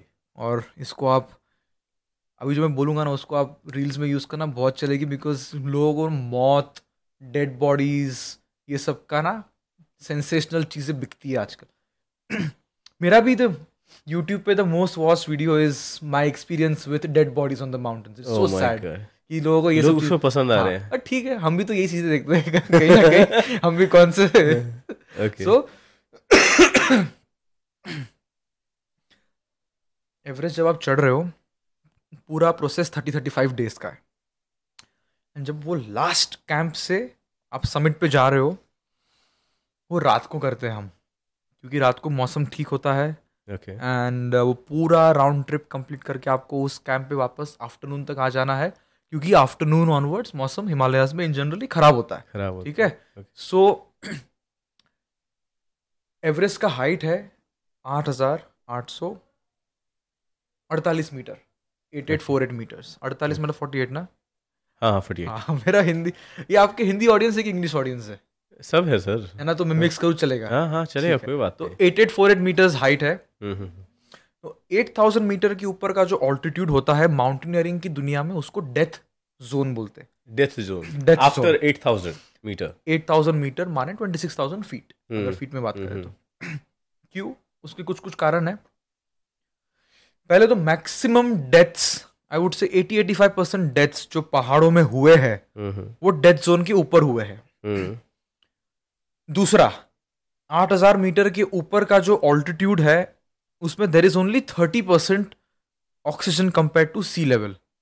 मतलब एक सांस आप लो यहाँ पे, उसमें जितना ऑक्सीजन मिल रहा है आपको बॉडी में, जो तृप्ति हो रही है शांति एक ऑक्सीजन से, वो वहां पे 3 सांस में होगा।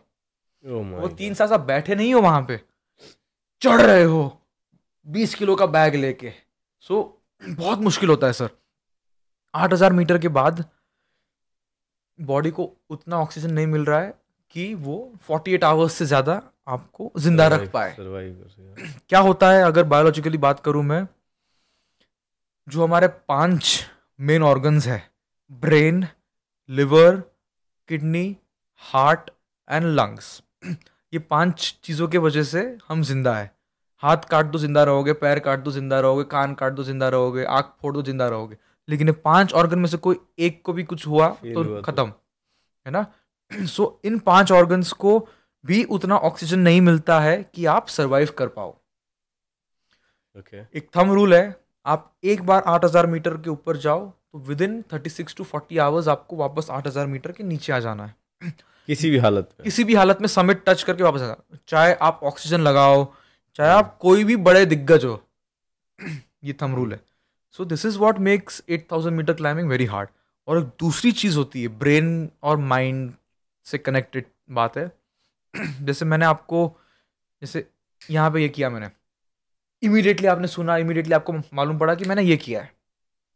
अगर वहां पे कोई ये करे या मुझे कोई छुए तो वहां पे रिएक्शन टाइम मेरा कुछ ऐसा होगा, हाँ किसने छुआ, हाँ अच्छा, 10 सेकंड लगता है समझने में इतनी छोटी चीज को भी, बिकॉज ब्रेन को उतना ऑक्सीजन नहीं मिल रहा है कि वो सोच कैसे होता, हम सोचते कैसे, न्यूरॉन्स एक जगह से दूसरी जगह पे जाता है संदेश लेके, यहां से कि ये छुआ भाई, देखो क्या है, पता लगाओ और सोचो। तो इसके लिए भी उतना ऑक्सीजन नहीं है कि वो न्यूरॉन्स फायर कर पाए उतना तेजी से। तो in other words, simple words, आपका रिएक्शन टाइम, आपकी सोचने की क्षमता कम हो जाती है। और ऐसे हैंडीकैप्ड ब्रेन और डिसीजंस को लेके आपको एवरेस्ट चढ़ना है। बहुत डेंजरस चीज है सर। इसके वजह से डेथ जोन बोलते हैं इसको. सो अभी डेथ जोन में आ गए, टचवुड सब सही चल रहा था. आई वुड से बहुत ही सिंपल एग्जांपल देता हूँ मैं. बेस कैंप पे मैं बैठ के 2 रोटी खाता था इन जनरल. डेथ जोन पे पहुंच के मुझे लोगों ने बोला था कि खाना भी नहीं खा पाओगे, पानी भी नहीं पी पाओगे, क्योंकि ये 5 ऑर्गन्स को जिंदा रखने में ही सारी एनर्जी जा रही है. तो कहाँ पे खाना, तो डाइजेशन, स्वॉलोइंग, ये सारे प्रोसेसेस ऑलमोस्ट बंद कर देता है बॉडी, क्योंकि ये 5 ऑर्गन्स फंक्शन ही नहीं कर रहा होता है, क्योंकि ये 5 ऑर्गन्स को जिंदा रखने के लिए सारी एनर्जी दे रहा है. मैं वहाँ कैंप 3 पहुंचा, लास्ट कैंप पे 8300 मीटर पे तैयार हो रहा हूँ समिट पुश के लिए. मैं मेरे शेरपा को बोलता हूँ भूख लगी है कि क्या हो रहा है मुझे. वो ऐसे देख रहा है मुझे. मैं बोला नहीं नहीं भाई भूख लगी, पागल नहीं हो रहा हूँ, टेंशन मत लो आप. नहीं होता है वहाँ पे ना, हेलुसिनेशंस वगैरह होता है यार वहाँ पे. मैंने भी बड़े बड़े अन्नपूर्णा पे क्या क्या हेलुसिनेशंस हुए थे, आता हूँ मैं उस पे. तो मैंने बोला भाई भूख लगी है. पहले तो मानने को तैयार नहीं. मैंने बोला नहीं भाई सच में लग रही है कुछ. बोलता है वो MTR का पैक्ड पालक पनीर का पैकेट था, उसको पानी में डाल के गर्म करना होता है, और सेम MTR की रोटी थी. तो उन्होंने वो कुक करके दिया, मतलब वो गर्म करके दिया. और पूछे कितनी रोटी चाहिए. मैंने बोला 2 दे दो. 2 तो ऐसे 2 बाइट में निकल गया जैसे मैं गाय की तरह. तो 6 रोटी खा गया सर मैं वहां बैठे बैठे. अच्छा उस टाइम पे जहाँ हाँ, पे खाया नहीं जाता, आफ्टर नहीं जा रहा वहां पे 8000 डेथ जोन पे. और मेरा पार्टनर मुझे खाते देख के उसने जिप खोली टेंट की और उल्टी की. किसी को खाते हुए देख भी नहीं पा रहा था उसका सिस्टम. अच्छा हाँ वहां पे खाने की तो बात ही छोड़ दो, खाने की बात छोड़ो, खाने को देख भी नहीं पा रहा था. तो यहां से मुझे बहुत कॉन्फिडेंस आया. इस हाइट पे तो पहली बार गया था मैं, कि as fish adapts to water, I am adapting to altitude. वो भी बेस कैंप पे 2 रोटी जा रही थी, यहाँ पे 6 जा रही है. कुछ तो घर वापसी हो रही है, वो भी डेथ जोन पे, डेथ जोन पे. सो बहुत कॉन्फिडेंस आया इससे कि maybe I am made for this, you know. And वो खाने के बाद तो मेरा शेरपा बोला तू कुछ किसी का हो ना हो साला तेरा तो हो जाएगा. वो था ना cartoon Popeye the sailor man, papa the sailor man, उसको वो ताकत चाहिए तो वो पालक खाता और फिर बूम और सब हो जाता है दुनिया में. सो पालक खा के चढ़ गए एवरेस्ट फिर. लेकिन जब भी हम जा रहे थे ऊपर, डेड बॉडी की हम बात कर रहे थे. सो रात के आई थिंक 2-2:30 बजे थे. एंड मैं थोड़ा मेरे शेरपा से आगे चल रहा था, ठीक है. एंड एक सेक्शन आता है सेकंड स्टेप करके, जो ऑलमोस्ट 100-150 फीट ऊंचा रॉक वॉल है, रॉक एंड आइस का मिक्स्ड है. वो क्लाइंबिंग करने में 15-20 मिनट लग गए मुझे. एंड वो क्लाइंब करके बैठा हूँ मैं ऊपर, मेरे शेरपा की वेट कर रहा हूँ आने की. और बढ़िया मैं तारे देख रहा हूँ. तभी -43 -45 डिग्री था सर.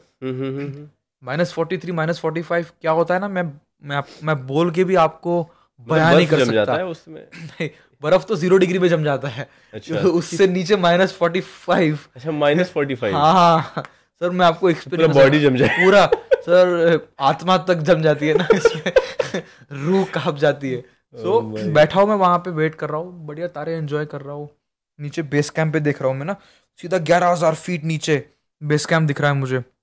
और एक हेड टॉर्च दिख रही है. मुझे पता है टेंट से टॉयलेट टेंट जा रहा है वो. मैं सोच रहा हूँ तू साला रात को सुसु करने जा रहा है और मैं कहाँ पे हुआ है, मैं तेरे को क्या बताऊँ. माइंड में चल रहा है, फालतू के थॉट्स चल रहे माइंड में ऐसे ही मेरे. कभी कभी ज्यादा शेयर कर देता हूँ, फिर लोग सोचते हैं कैसा आदमी है. ठीक, हम तो भाई जैसे वैसे रहेंगे. सो मेरा शेरपा आता है ऐसे ही, मेरे मस्त जोन में हूँ मैं एकदम अपने सोच में. वो आता है थका हुआ रहता है, मैं ऐसे ही बैठा हूँ एक रॉक पे, और वो मेरे पैर पे हाथ रखता है ऐसे, वो सांस लेता है और वो उठता है और पीछे देख के एकदम झपकता है वो, और नेपाली लैंग्वेज में एकदम गंदी गाली देता है मुझे. कहाँ बैठा है, अंधा है क्या तू, पीछे मुड़ के देख. हाँ, ये जितने लोग बैठे हैं ना, सबका 1 सेकंड के लिए हुआ, यू नो, वो दिल रुका 1 सेकंड के लिए. अब सोचो मैं वहां पे घने अंधेरे में बैठा हूं, फिर पीछे मुड़ के देख बोल रहा है क्या होगा पीछे. First thing which came in my mind was may be मैं एक खाई पे बैठा हूँ, पीछे ड्रॉप होगा. मैंने पीछे मुड़ के देखा ऐसे इस तरफ, मेरा हेड टॉर्च चालू था तभी. मैंने देखा मैं एक इंसान के डेड बॉडी को टेक कर बैठा हूँ. Oh my God. एक इंसान के डेड बॉडी को टेक के बैठा था. मैं थका हुआ ऊपर आया था, बिना देखे बैठ गया एकदम ऐसे ही. ऐसी सांस फूलती है ना सर, आंखों के सामने अंधेरा आ जाता है, अब दिखता नहीं है, समझ में नहीं आता है. तो बैठ गया मैं, देखा नहीं, मैंने बैग भी नहीं निकाली, तो मेरा बैग उसके सर को टेक कर था. और जब मैंने मुड़ के देखा ना तो उसका फेस दिखा मुझे. पूरा बॉडी तो कवर्ड था वो सूट में, उसका फेस खुला था और फेस पूरा स्नो जैसा हो गया था. वो जैसे मार्बल पे लाइट मारो तो कैसे शाइन होती है ना, वैसा शाइन हुआ. तो एकदम स्प्रिंग की तरह उछला वहां से, एंड मेरी ऐसी फटी क्या फटी वो समझ जाओ. सो मैं एकदम डर के उठा वहां से, एंड मेरा शेरपा आके मुझे एकदम पकड़ा, क्योंकि मैं एकदम मूवमेंट में खाई थी यार वहां पे एकदम. एंड वो मुझे बोलता है रुक, get a grip on your self. फिर सांस लिया, और वो सारी कहानियां जो मैंने सुनी थी कि एवरेस्ट चढ़ते हुए लोग मरते हैं और डेड बॉडीज दिखती है on the way, because I think around 400 लोग आज तक एवरेस्ट क्लाइम करते हुए मरे हैं. और उसमें से आधी बॉडीज़ वापस नीचे लाई नहीं गई है, बिकॉज वहाँ पे रेस्क्यू करना पॉसिबल ही नहीं है. हेलीकॉप्टर्स नहीं उड़ते इस हाइट पे, और इट्स नॉट पॉसिबल. सो वहीं पे है, आज भी वहीं पे है सारे. सो हेलीकॉप्टर जो जाता है वो बेस कैंप तक ही जाता है ना? बेस कैंप से थोड़ा ऊपर तक जाएगा, उसके ऊपर नहीं जाएगा. कितने कैंप्स होते हैं? 4 कैंप्स होते हैं सर बेस कैंप के आगे. Camp 1, camp 2, camp 3, camp 4, simple. अच्छा, तो एक बेस कैंप 1 हो गया बेस? नहीं, कैंप बेस कैंप हो गया बेस कैंप. ओके, और आफ्टर दैट 1 2 3 4. करेक्ट. ओके.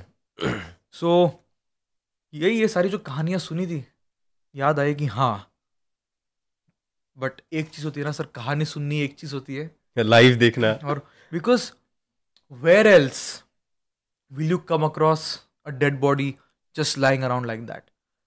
किसी रिलेटिव की मौत होती है या घर में किसी की डेथ होती है, वो बॉडी तो प्रॉपरली रखा है, बट ऐसी पड़ा है. Unless you are in a war zone, ऐसी बॉडीज रास्ते पे कहाँ देखने मिलेगा सर, कहीं नहीं देखा.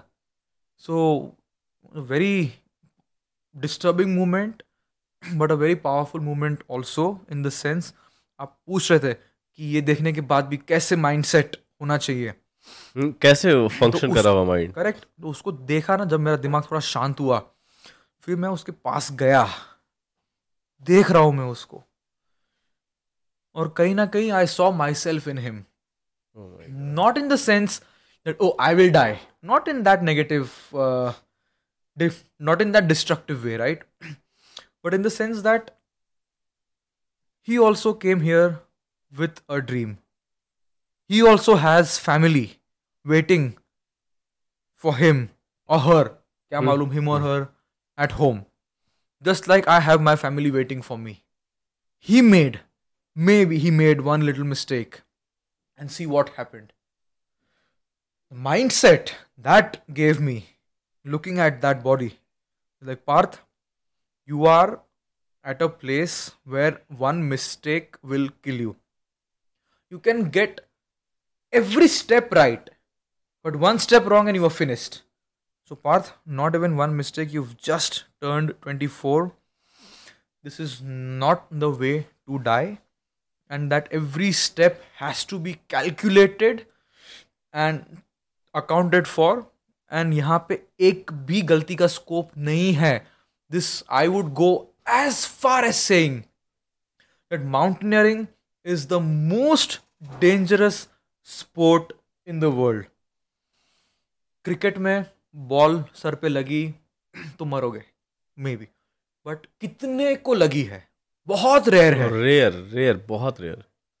आई वुड से माउंटेनियरिंग के बाद अगर कोई डेंजरस स्पोर्ट है वो फाइटिंग है, जिसमें 1-to-1 combat, but even in that you are facing a human being.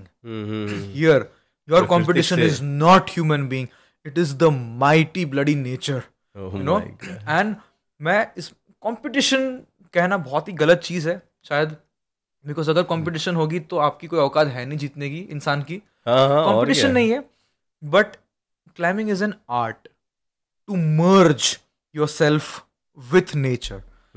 जितना आप नेचर के साथ मर्ज करोगे उतना कम खतरा है, उतना आपका अनुभव अच्छा होगा, उतना आपका सक्सेस और सेफ्टी का चांस बढ़ जाएगा।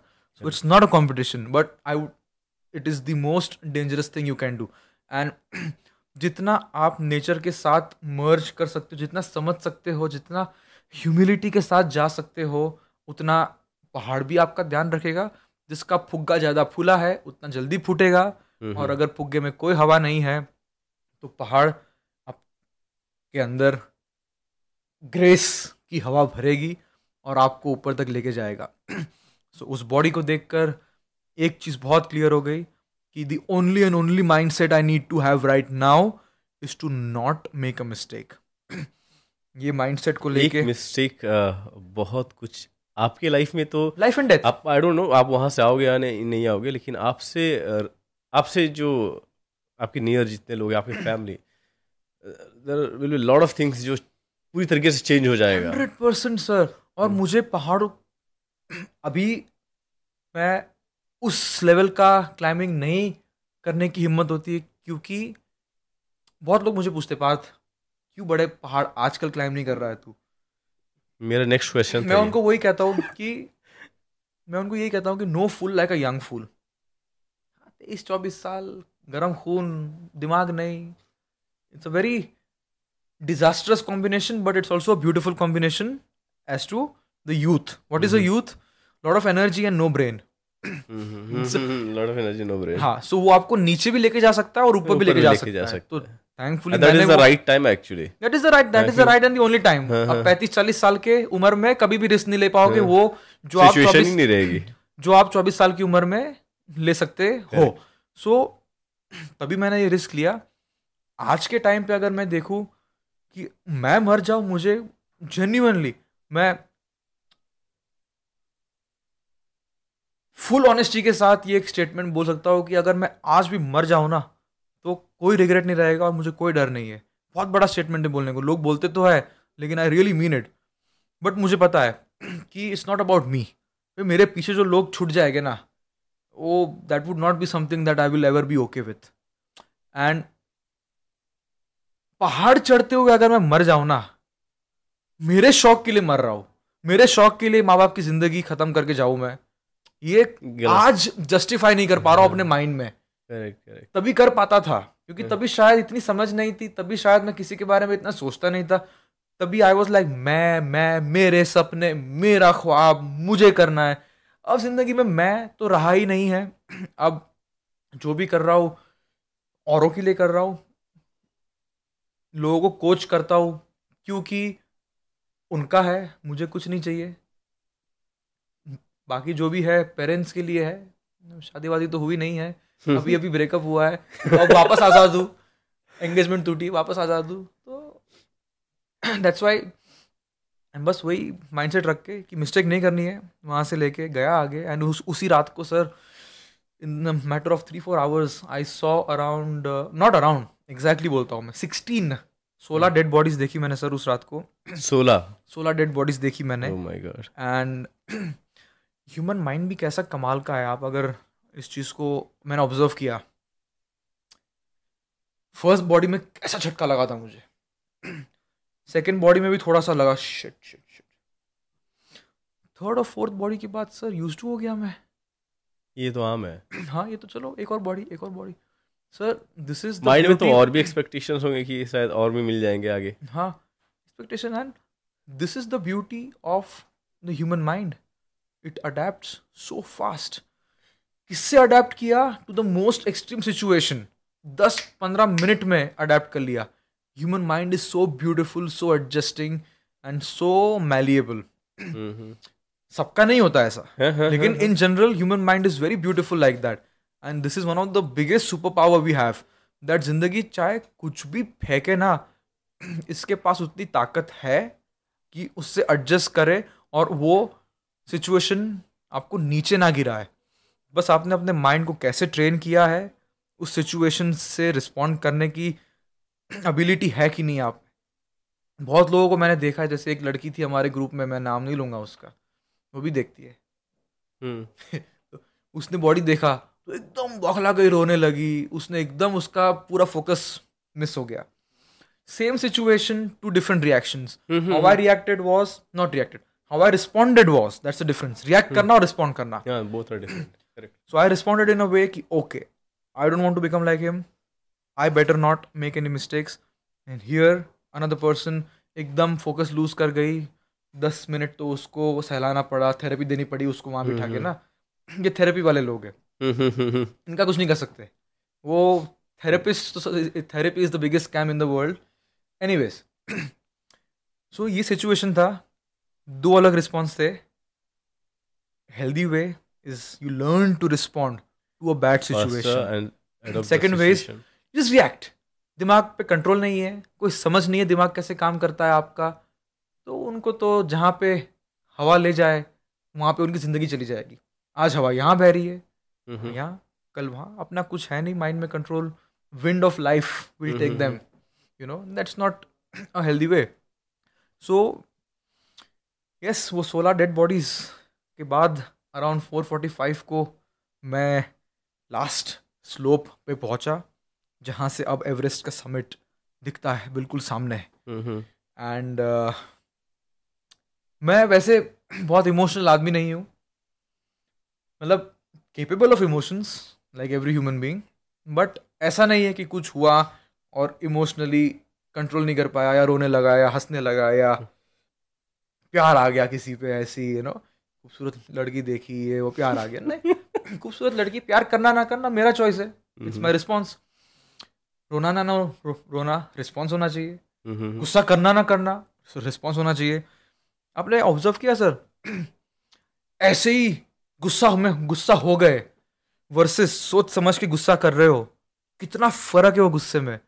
जेन्युइन हाँ, चीजें बाहर आती है जब आप कुछ सोचते हो, हाँ, क्यों ऐसा किया, हाँ, या ऐसा हुआ, तो correct. फिर वो जो जनरेट होता है अंदर से, हाँ, दैट इज जेन्युइन। तो जो भी आप कॉन्शियसली कर रहे हो उसमें एक खूबसूरती होती है उस इमोशन में।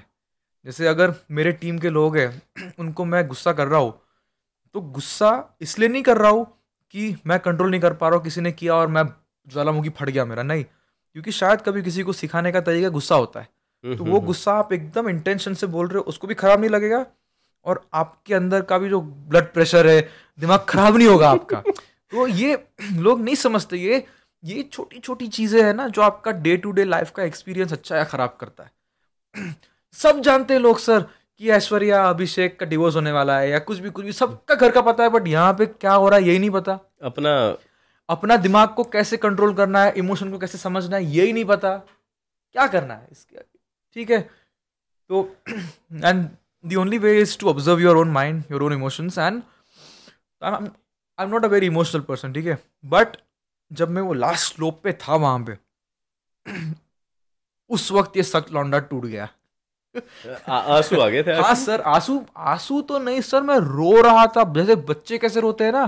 तो वहां पे जब आप पहुंचे तब अकेले थे या और भी लोग थे? मेरा शेरपा मेरा थोड़ा पीछे था, 2 मिनट पीछे था, तो 15 मिनट अभी भी दूर हूं मैं टॉप से।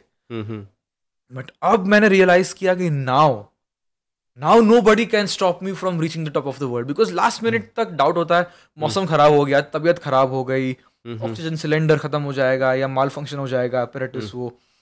सो अब पता था कि अब तो साला मेरा कोई पैर भी काट देना तब भी पहुंच जाऊंगा, रेंगते हुए पहुंच जाएंगे। So now I realise that I have made it to the top of the world, and मैं अपने घुटनों पे गिर गया वहां पे, टॉप पे नहीं हूं अभी भी। बच्चे कैसे रोते हैं गला फाड़ फाड़ के, वैसे में रोने लगा वहां पे। एंड मेरा शेरपा पीछे से देख रहा है, ये की आवाजें कर रहा है, क्या हो गया इसको, ठीक है कि नहीं है। तो थोड़ा फास्ट मेरे पास आया, यहाँ से आया मेरे पास, हाथ रख के बोलता है पारदाई ठीक हो? मैं बोला हाँ ठीक हुए। तो खुशी के आंसू है, मैं ऐसे मास्क करके नीचे बोल रहा हूँ, तो खुशी के आंसू है। उसने मेरे को टपली मारी जोर से सर पे, बोलता अरे ऊपर जाके रो, अभी भी 15 मिनट बाकी है। फुनरुदाई, पहले ही जीत का जश्न मना रहे हो। फुनरुदाई is no more. He is no more. Yeah. He passed away in the mountains a few years back. But yeah, तब मैं realize हुआ okay चलना है अभी भी. But sir वहाँ से टॉप 10-12 मिनट लगे होंगे मुझे, आई डोंट नो कितना. बट 9 साल का जो जर्नी रहा है ना वो सारा फ्लैशबैक की तरह मेरे आंखों के सामने. मैं मजाक भी नहीं कर रहा हूँ ना, ये ड्रामेटाइज करने के लिए नहीं बोल रहा हूँ. आंसू गिर रहे. एंड क्योंकि एक ऐसा लड़का जिसने एक्सेप्ट कर लिया था कि मार्क्स नहीं आएंगे तो जिंदगी खत्म हो जाएगी, मार्क्स नहीं आ रहे थे मतलब जिंदगी खत्म हो गई, ये एक्सेप्ट कर लिया था मैंने कि अब तो मैं जिंदगी वेस्ट हो गई मेरी, मौत का इंतजार करो, बस क्या करना है, मार्क्स ही नहीं आ रहे. इतना अंदर तक घुस गया था वो. मुझे लगता है सर कि जब ये सिचुएशन आता है ना वहीं से कुछ चीजें स्टार्ट हो रही होती है.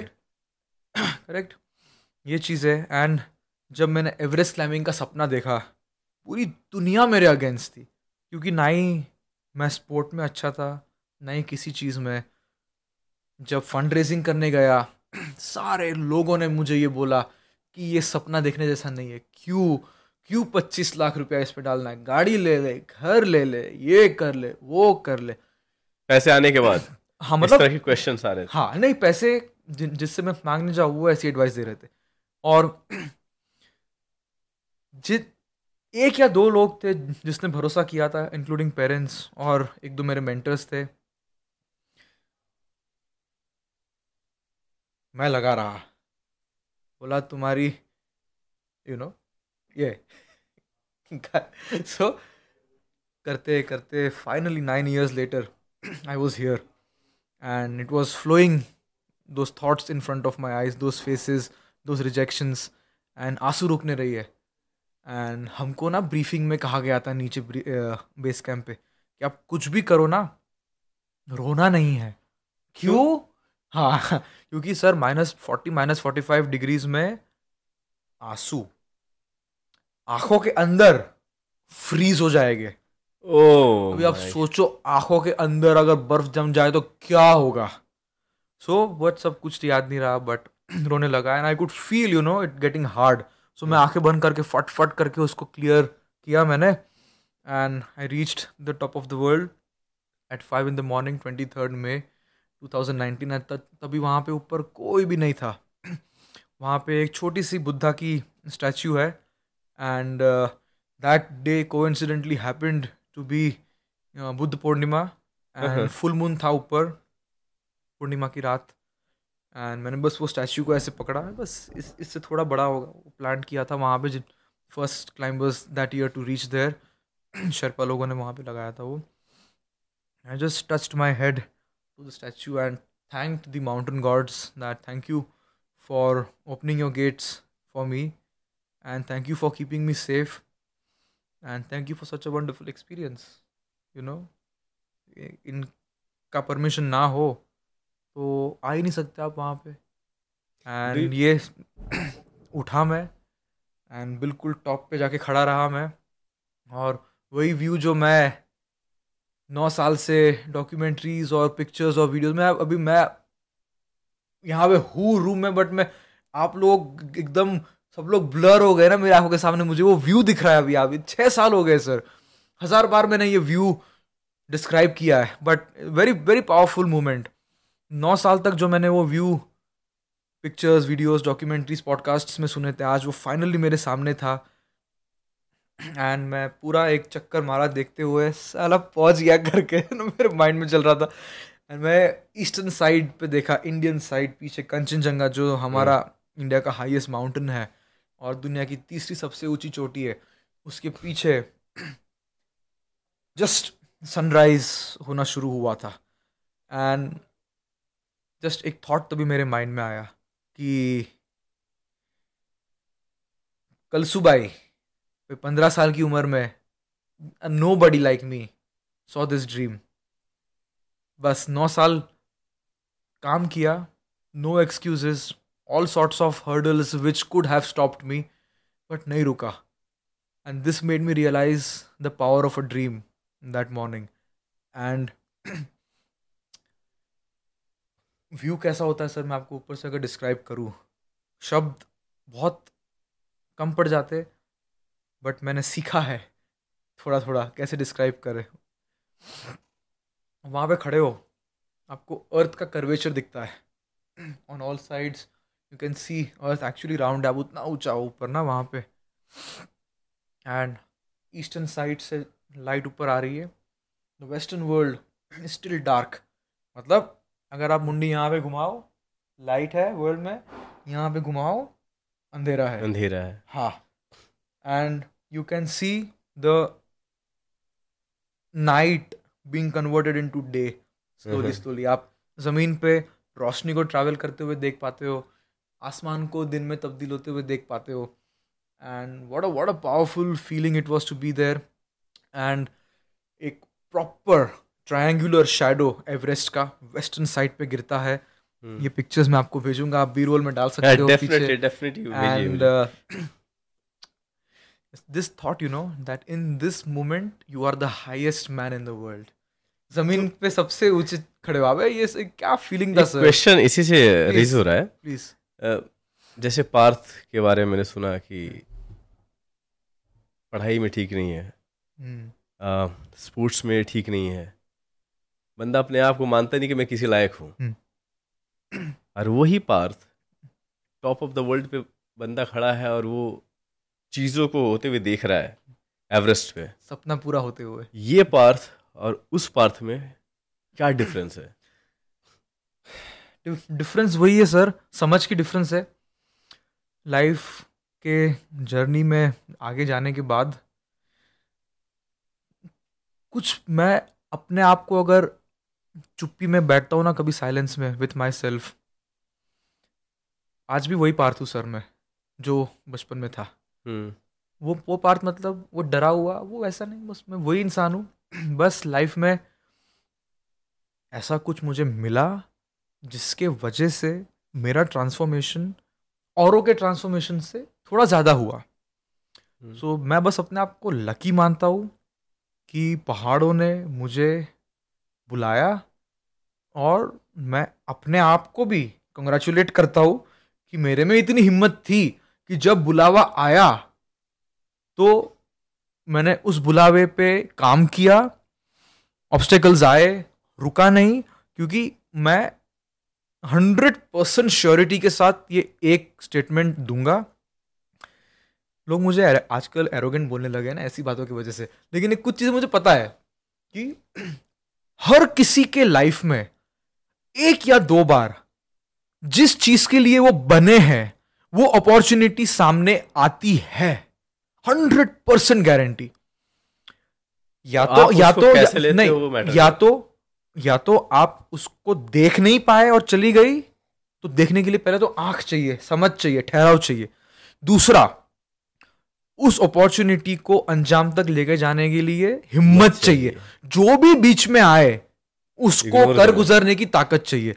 सो लोग मुझे बोलते हैं अरे क्या बात है, क्या बात है। अरे मैं बोलता हूँ तू मुझे क्यों क्या बात बोल रहा है? Why am I not able to tell you क्या बात है? क्योंकि तेरे जिंदगी में, आपकी बात नहीं कर रहा हूं सर, इससे बात कर रहा हूं कि तेरे जिंदगी में मौका आया होगा, तूने उस पर काम नहीं किया, अभी तक रिकॉग्नाइज नहीं किया होगा। हाँ, तो काम नहीं किया तूने। एंड मैं ये मानता हूं सर, हर किसी का नेचर, बेसिक कार्मिक नेचर एक स्पेसिफिक काम या वे ऑफ लाइफ के लिए बना है। And unless and until you are living according to your basic nature, तब तक लाइफ में शांति, खुशी, ठहराव कभी नहीं आएगा सर। ये अपने आसपास देख लो, ये लोग करे जा रहे, खुश नहीं है। क्यों? क्योंकि कहीं ना कहीं अंदर से वो नेचर उनको बोल रहा है कि नहीं, ये इसके लिए नहीं बना हूं मैं। तो ये बहुत ही दुखद चीज है एक्चुअली, कि हर किसी के लाइफ में चांस आता है, बट वो उस पर काम नहीं कर पाते। और ये सब, ये आके 2-2 घंटा बोलने का कोर यही है कि ये एक इंसान भी अगर हिम्मत ला पाए ना ये बातें सुन के, हो गया काम सर। आपसे अरे एक बंदा ही मोटिवेट हो जाता है और कुछ लाइफ अचीव कर लिया, उससे बेटर और क्या हो सकता है लाइफ में। I totally agree. मेरा मानना है कि कभी ना कभी कोई ना कोई आपका एक रोल मॉडल होता है। जिसको आप एडमायर करते हो, यस सर, बहुत सारी चीजें आप उनसे सीखते हो, यस सर, और आप उनके जैसा तो नहीं, Yes, लेकिन कुछ चीजें जो है आप इम्बाइव करते हो कि उनमें जो है वो मेरे में भी होना चाहिए। तो अभी पार्थ जी, आपका रोल मॉडल कौन है अभी जिनको तो बहुत ज्यादा एडमायर करते हो? अभी तो सर रोल मॉडल मैं थोड़े कंट्रोवर्शियल से फिगर है वो, बोलिए, कोई प्रॉब्लम नहीं है सर, लेकिन ये कंट्रोवर्सी तो मैं चाहता हूँ कुछ तो। ओके, तो मैं ये ऐसा स्टेटमेंट दूंगा आपको, रील बना के मुझे गालियां पड़ेगी। नो सो अभी जो मेरा लाइफ का फेज है, मैं बिजनेसेस बिल्ड कर रहा हूँ related to climbing mountains only, जो मैंने पहले बताया था। And a person and a mindset, it's not about a person, it's about the person's mindset. उसी के लिए तो हम किसी को पसंद करते हैं ना। Correct correct. एंड्रू टेट, सुना है उसका नाम भाई लोग? सुना है ना? हाँ, the world famous misogynist. He is not like that, but his mindset towards work, his work ethic, and जो एक रेजिलियंस की जो एक छवि है उनकी, I really respect him for his journey from nothing to one of the most famous and controversial people. He earns like $3 to $4 million profit a day. Okay. Sorry, he earns $3 to $4 million profit a month. So अगर कोई इतना कमा रहा है और मैं भी अगर बिजनेस में आगे बढ़ना चाहता हूँ, so he is somebody I really look up to. Maybe I don't agree with everything that he says, but when it comes to business, he is the guy जिसको मैं रिलेट कर पाता हूँ। एंड अगर मैं मेरे माउंटेनियरिंग के role model की बात करूँ, his contribution in my life has been like भगवान समान है मेरे लिए। वो इंसान, वो कौन है? वो करी है उन्होंने। उसको मैं भगवान का दर्जा नहीं दूंगा। वो इंसान है, उसको जिसने भी पैसे दिए हैं मुझे, वो अलग बात है। बट याद है मैंने शुरुआत में आपको कहा था एक 16 साल के लड़के जिसको मैंने न्यूज़ पे देखा था। हाँ हाँ, correct. His name is Arjun Vajpayee. Arjun Vajpayee, हाँ, एंड वो नोएडा से है। And after I saw that news coverage and after I went for my first track, I wanted to speak to him, I wanted to share with him मेरे first track का experience, कि तेरे वजह से मैं गया और तू नहीं होता तो मैं नहीं होता है वहाँ पे, और तूने मेरी लाइफ चेंज कर दी। करेक्ट। सो तभी नया नया 2010 में फेसबुक की शुरुआत हुई थी, एंड वो कंप्यूटर नए नए घर पे आए थे, तो मैं अकाउंट बनाया फेसबुक का उसके लिए, and I added him on Facebook and he accepted my request. Him accepting my request was like खत्म। फिर उसको मैंने मैसेजेस करना स्टार्ट किए, बम्बार्डिंग विद मैसेजेस। कभी उसने ऑलमोस्ट 3-4 साल तक रिप्लाई नहीं किया, and he was like my role model.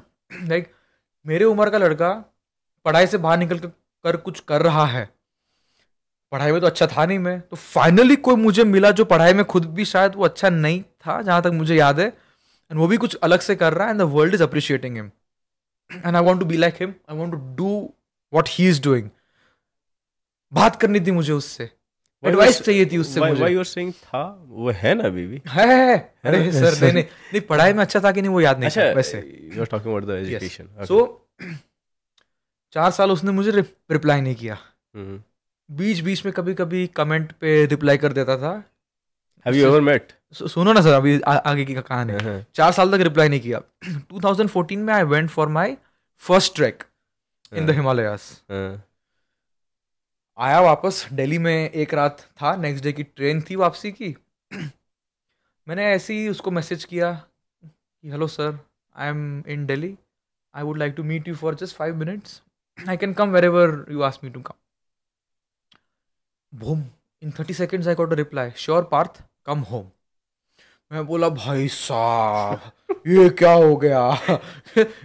मेरे लिए तो ये तो खत्म। मैं कांपने लगा, बौखला गया पूरा ना। मेरे पास आज भी वो फोटो है, हमारा पहला फोटो साथ में। तो मैं उसको मिलने गया, and what was suppose to be a 5-minute meeting ended up to be a long meeting. And just to give a context, Sachin Tendulkar जैसे क्रिकेट में है, अर्जुन वाजपेयी वैसे माउंटेनियरिंग में है। Is the number 1 guy in India. ठीक है, तो he is like the guy. And उस दिन उस मुलाकात में एक दोस्ती की शुरुआत हुई, and then we stayed in touch. And उसके आने वाले साल में मैंने महाराष्ट्र में उनको ट्रैकिंग में इनवाइट किया। He came for a trek, and 1-2 साल तक आए वो, एंड अच्छी दोस्ती हो गई थी। उतनी अच्छी भी नहीं कि मैं यार कह पाऊँ उसको ना, अभी भी वो आप करके, आज भी उसको तो आप ही बोलता हूँ मैं, सॉरी, आज भी उनको तो आप ही बोलता हूँ मैं। वो 2017 में महाराष्ट्र में ट्रैक के लिए आए थे। On the last day of the track उन्होंने मुझे एक चीज़ पूछी कि Parth, are you really serious about climbing Everest?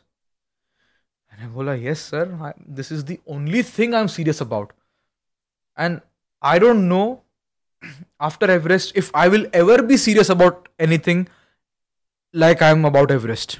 तो उसने बोला चल तू मेरे घर पे आ, stay with me, I will train you, I will coach you. मैंने बोला सर मैंने अभी अभी काम शुरू किया है, अभी अभी नया कंपनी। वो बोलता है I will take care of your food, take care of your stay, कहीं भी घूमने जाना है तेरे को दिल्ली में, I will pay for you, आने जाने का जो भी है सब I will take care of you, I will mentor you, I will coach you. Sir this is like Sachin Tendulkar saying to a cricket enthusiast कि तू मेरे घर पे रहेगा, मैं तुझे क्रिकेट खेलना सिखाऊंगा। ये बिल्कुल मेरे लिए वैसी चीज़ थी। एंड ऐसा कौन करेगा सर आज के ज़माने में, अपने खर्चे पे किसी को रखना घर पे? कुछ नहीं चाहिए था सर, उसको कुछ नहीं चाहिए था, जस्ट था आई थिंक आप पे। बट आज के ज़माने में ऐसा कहे तो भगवान के बनाए हुए कुछ अलग स्पेशल लोग होते हैं सर जो ऐसा किसी के लिए करते हैं ना। एंड मैं गया वहाँ पे, 1 साल रहा उसके साथ।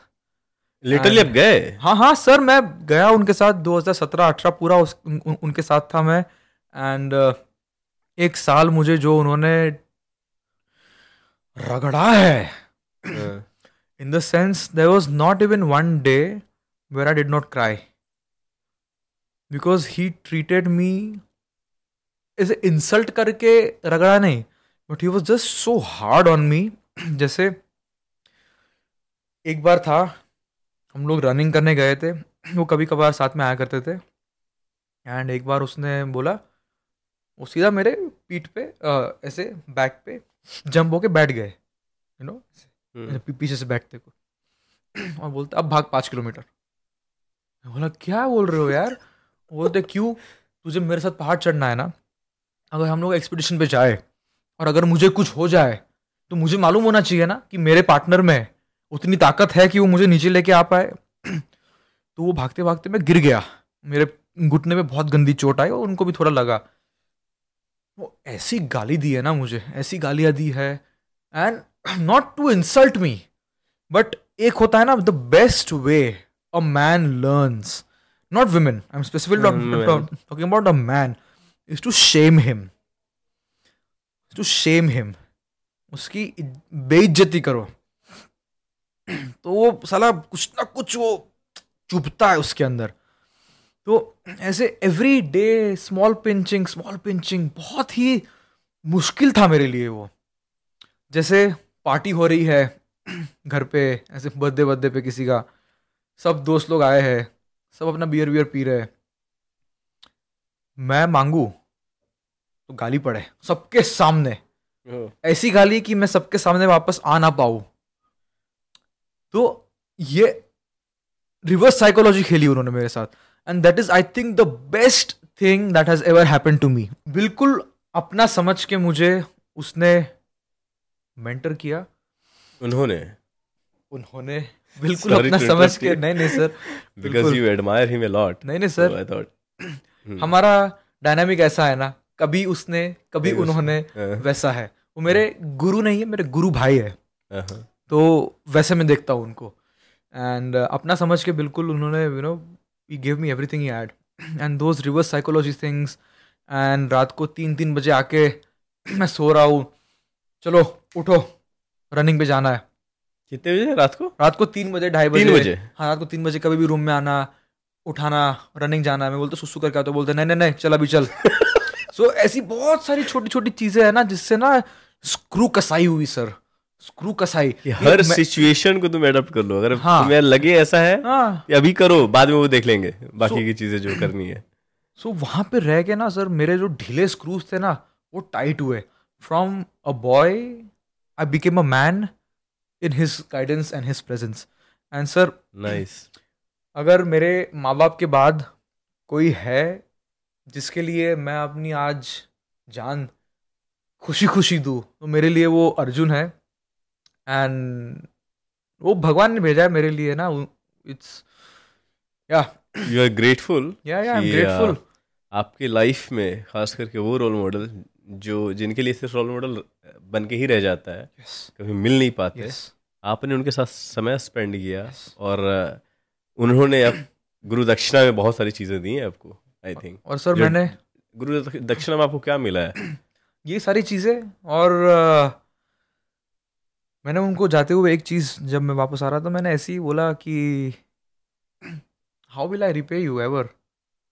बोलता है Parth, if you ever reach that place that you are able to do for somebody what I did for you, that is the only way you can ever repay me. So अभी जो मैं कर रहा हूँ, लोगों को मेंटर करना, लोगों को कोच करना, it is not just for money, you know. पैसा तो पेट पालने के लिए सब कुछ चाहिए, उसमें कोई गलत बात नहीं है। बट ये काम सर मेरे लिए पैसे से बहुत बढ़कर है, because I am paying a debt that I owe to my mentor. I am paying off the debt that Everest you know gave me, कि मैंने तुझे आने दिया, अब तू जिसको भी आना है उसका रास्ता बन, तू उन्हें हेल्प करो, उसका रास्ता बन। Don't keep living for yourself, मैं, मेरा सपना, मेरा वो, मैं very shallow way of life. When you live for others, where your skills, your knowledge, your expertise are able to help others, that satisfaction, that satisfaction, हाँ, satisfaction is the right word, you know, that satisfaction is something else, sir. And I am not doing this so I feel satisfied. I am doing this because बहुत loan पे करना है मुझे sir, मेरे mentor का loan और Everest का loan, पैसे का लोन नहीं सर। एक रिस्पॉन्सिबिलिटी है जो आप कैरी करके चल रहे हो, और यू जस्ट नीड टू पे। Absolutely sir. Great great. तो पार्थ का एक साइड तो मैंने देख लिया, दैट आप एक क्लैमर हो और आप एवरेस्ट सबमिट किए हो। दूसरा साइड बिजनेस का है, एज यू मेंशन कि आपने बिजनेस स्टार्ट किया, राइट? थोड़ी उसके बारे में बात करते हैं। I am a very bad businessman. मैं वो बाद में देखेंगे। आप मुझे ये बताइए कि because you are a Gujarati, correct, तो गुजराती के माइंड सेट ब्लड में ही बिजनेस होता है, करेक्ट, राइट? करेक्ट। तो एक साइड जो पार्थ का है वो तो मैंने देख लिया, दूसरी साइड कैसे स्टार्ट हुआ? नहीं सर, जैसे जैसे मैंने पहाड़ चढ़ना शुरू किया, इसकी शुरुआत कैसे हुई? चलो, it's a very good question. और अभी एक लाइट बल्ब हुआ मेरे दिमाग में ना। इंजीनियरिंग खत्म होने के एक सेमेस्टर पहले। आप इंजीनियर भी हो? हाँ, इंजीनियरिंग किया है। मैं इंजीनियर नहीं हूँ, इंजीनियरिंग किया है, बहुत फर्क है। सिर्फ डिग्री के लिए? हाँ, सिर्फ डिग्री के लिए। और मैं अपने आप को अगर इंजीनियर कहूँगा तो it's a big insult to genuine good engineers, right? So मैं इंजीनियर नहीं हूँ। लास्ट सेमेस्टर में रिक्रूटमेंट के लिए आती है ना कंपनीज, सो मुझे तो करना ही नहीं था इसमें। बट पापा ने बोला कि ऐसे इंटरव्यू देखा, व्हाट डू यू लूज? ठीक है, मार्क्स तो थे नहीं कुछ अच्छे, वही जस्ट अराउंड पासिंग। वो भी कैसे पास हुआ हो मैं बोल दूंगा तो मुझे मेरे प्रिंसिपल वाले, कॉलेज वाले प्रिंसिपल, कुछ चीजें रहने दीजिए। हाँ, कुछ चीजें रहने देते बिहाइंड द कैमरा बताऊंगा मैं आपको। तो जैसे तैसे पास हुए थे सर, एंड मार्क्स भी नहीं थे, तो क्या नौकरी मिलेगी? तो पापा ने बोला जाओ एक्सपीरियंस के लिए। मैंने बोला एक्सपीरियंस, चलो ठीक है। तो चाहिए नहीं थी ना नौकरी, तो वो माइंडसेट बहुत अलग होता है। कुछ चाहिए ही नहीं तो क्या लगेगा, वो 4-5 बुड्ढे बैठे वहां पे। मैं गया मुंहफट होके एकदम, मुंहफट तो पहले से ही था, अब तो कुछ चाहिए भी नहीं था। So I didn't have to pretend to be anything. Sir वो इंटरव्यू में जिस तरह से बात किया ना मैंने, कॉन्फिडेंस से एकदम, बिना झुके बिना डरे, सर भी नहीं, यस नो, मस्त एकदम। ऑफर दे दी सर। मेरे जो क्या बोलते बैचमेट्स 80-85% उनको नहीं मिला था जॉब। मैंने बोला सर मुझे कि मेरे तो मार्क्स भी 38-39% है। उन्होंने बोला ये सब मार्क्स आपको लगता है रियल वर्ल्ड में काम आता है?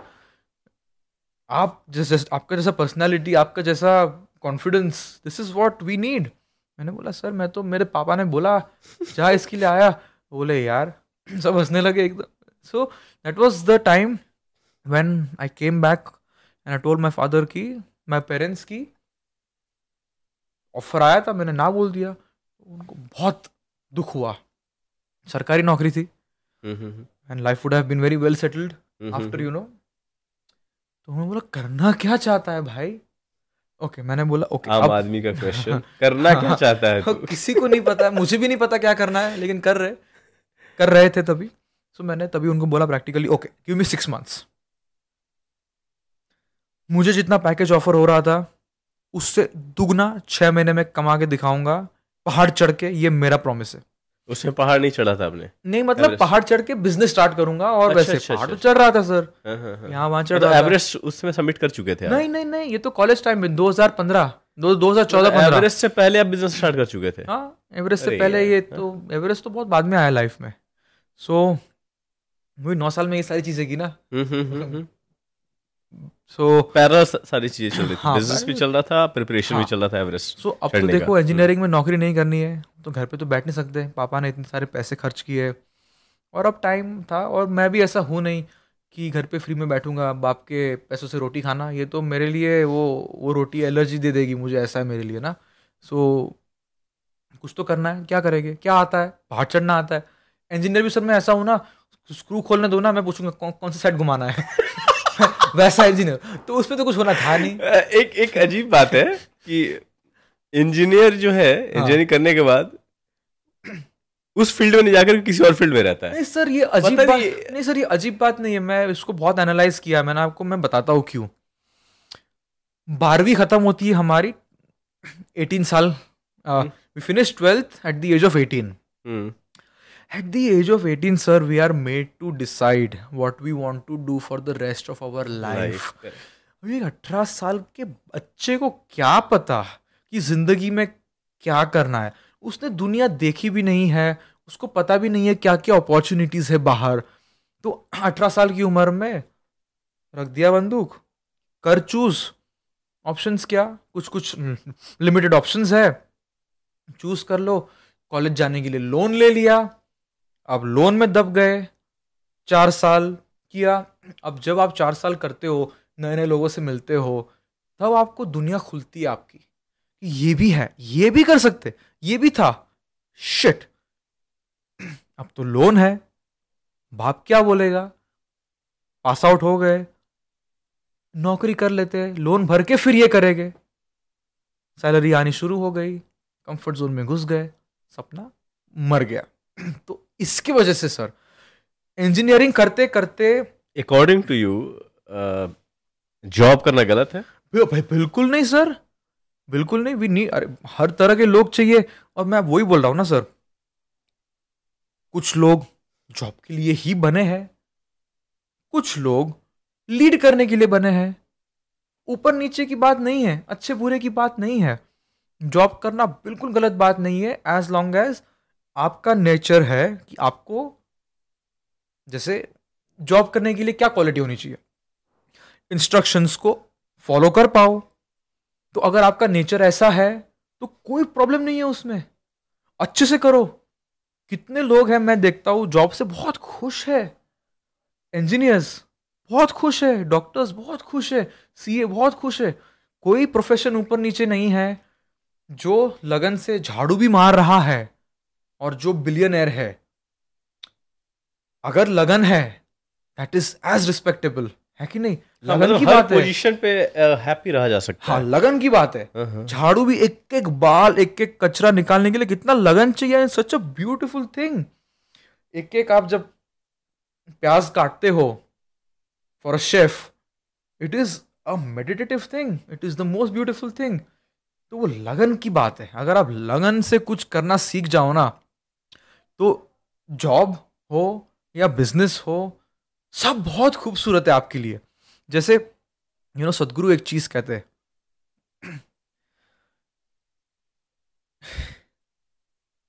इसको थोड़ा मैं अच्छे से बोलता हूँ, थोड़ा मेरे स्टाइल से. सब लोग कहते हैं ना कि you should do what you love. ठीक है, but in that process of doing what you love, there will be a lot of things that you will have to do which you don't like. जैसे पहाड़ चढ़ना पसंद है but पैसा race करना पसंद नहीं है.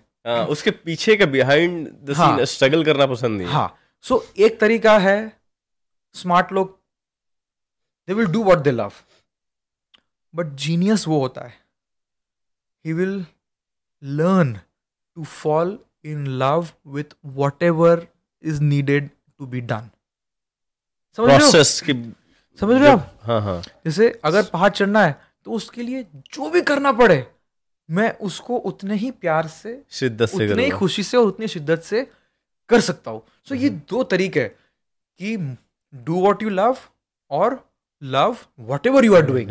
And if you love whatever you are doing, तो आप चाहे किसी ऐसे काम करना पड़ रहा है जो आपको पसंद नहीं है, बट आपने उस चीज़ को प्यार करना सीख गया, तो whatever comes in your life you will do it lovingly, and if you do it lovingly you will be happy.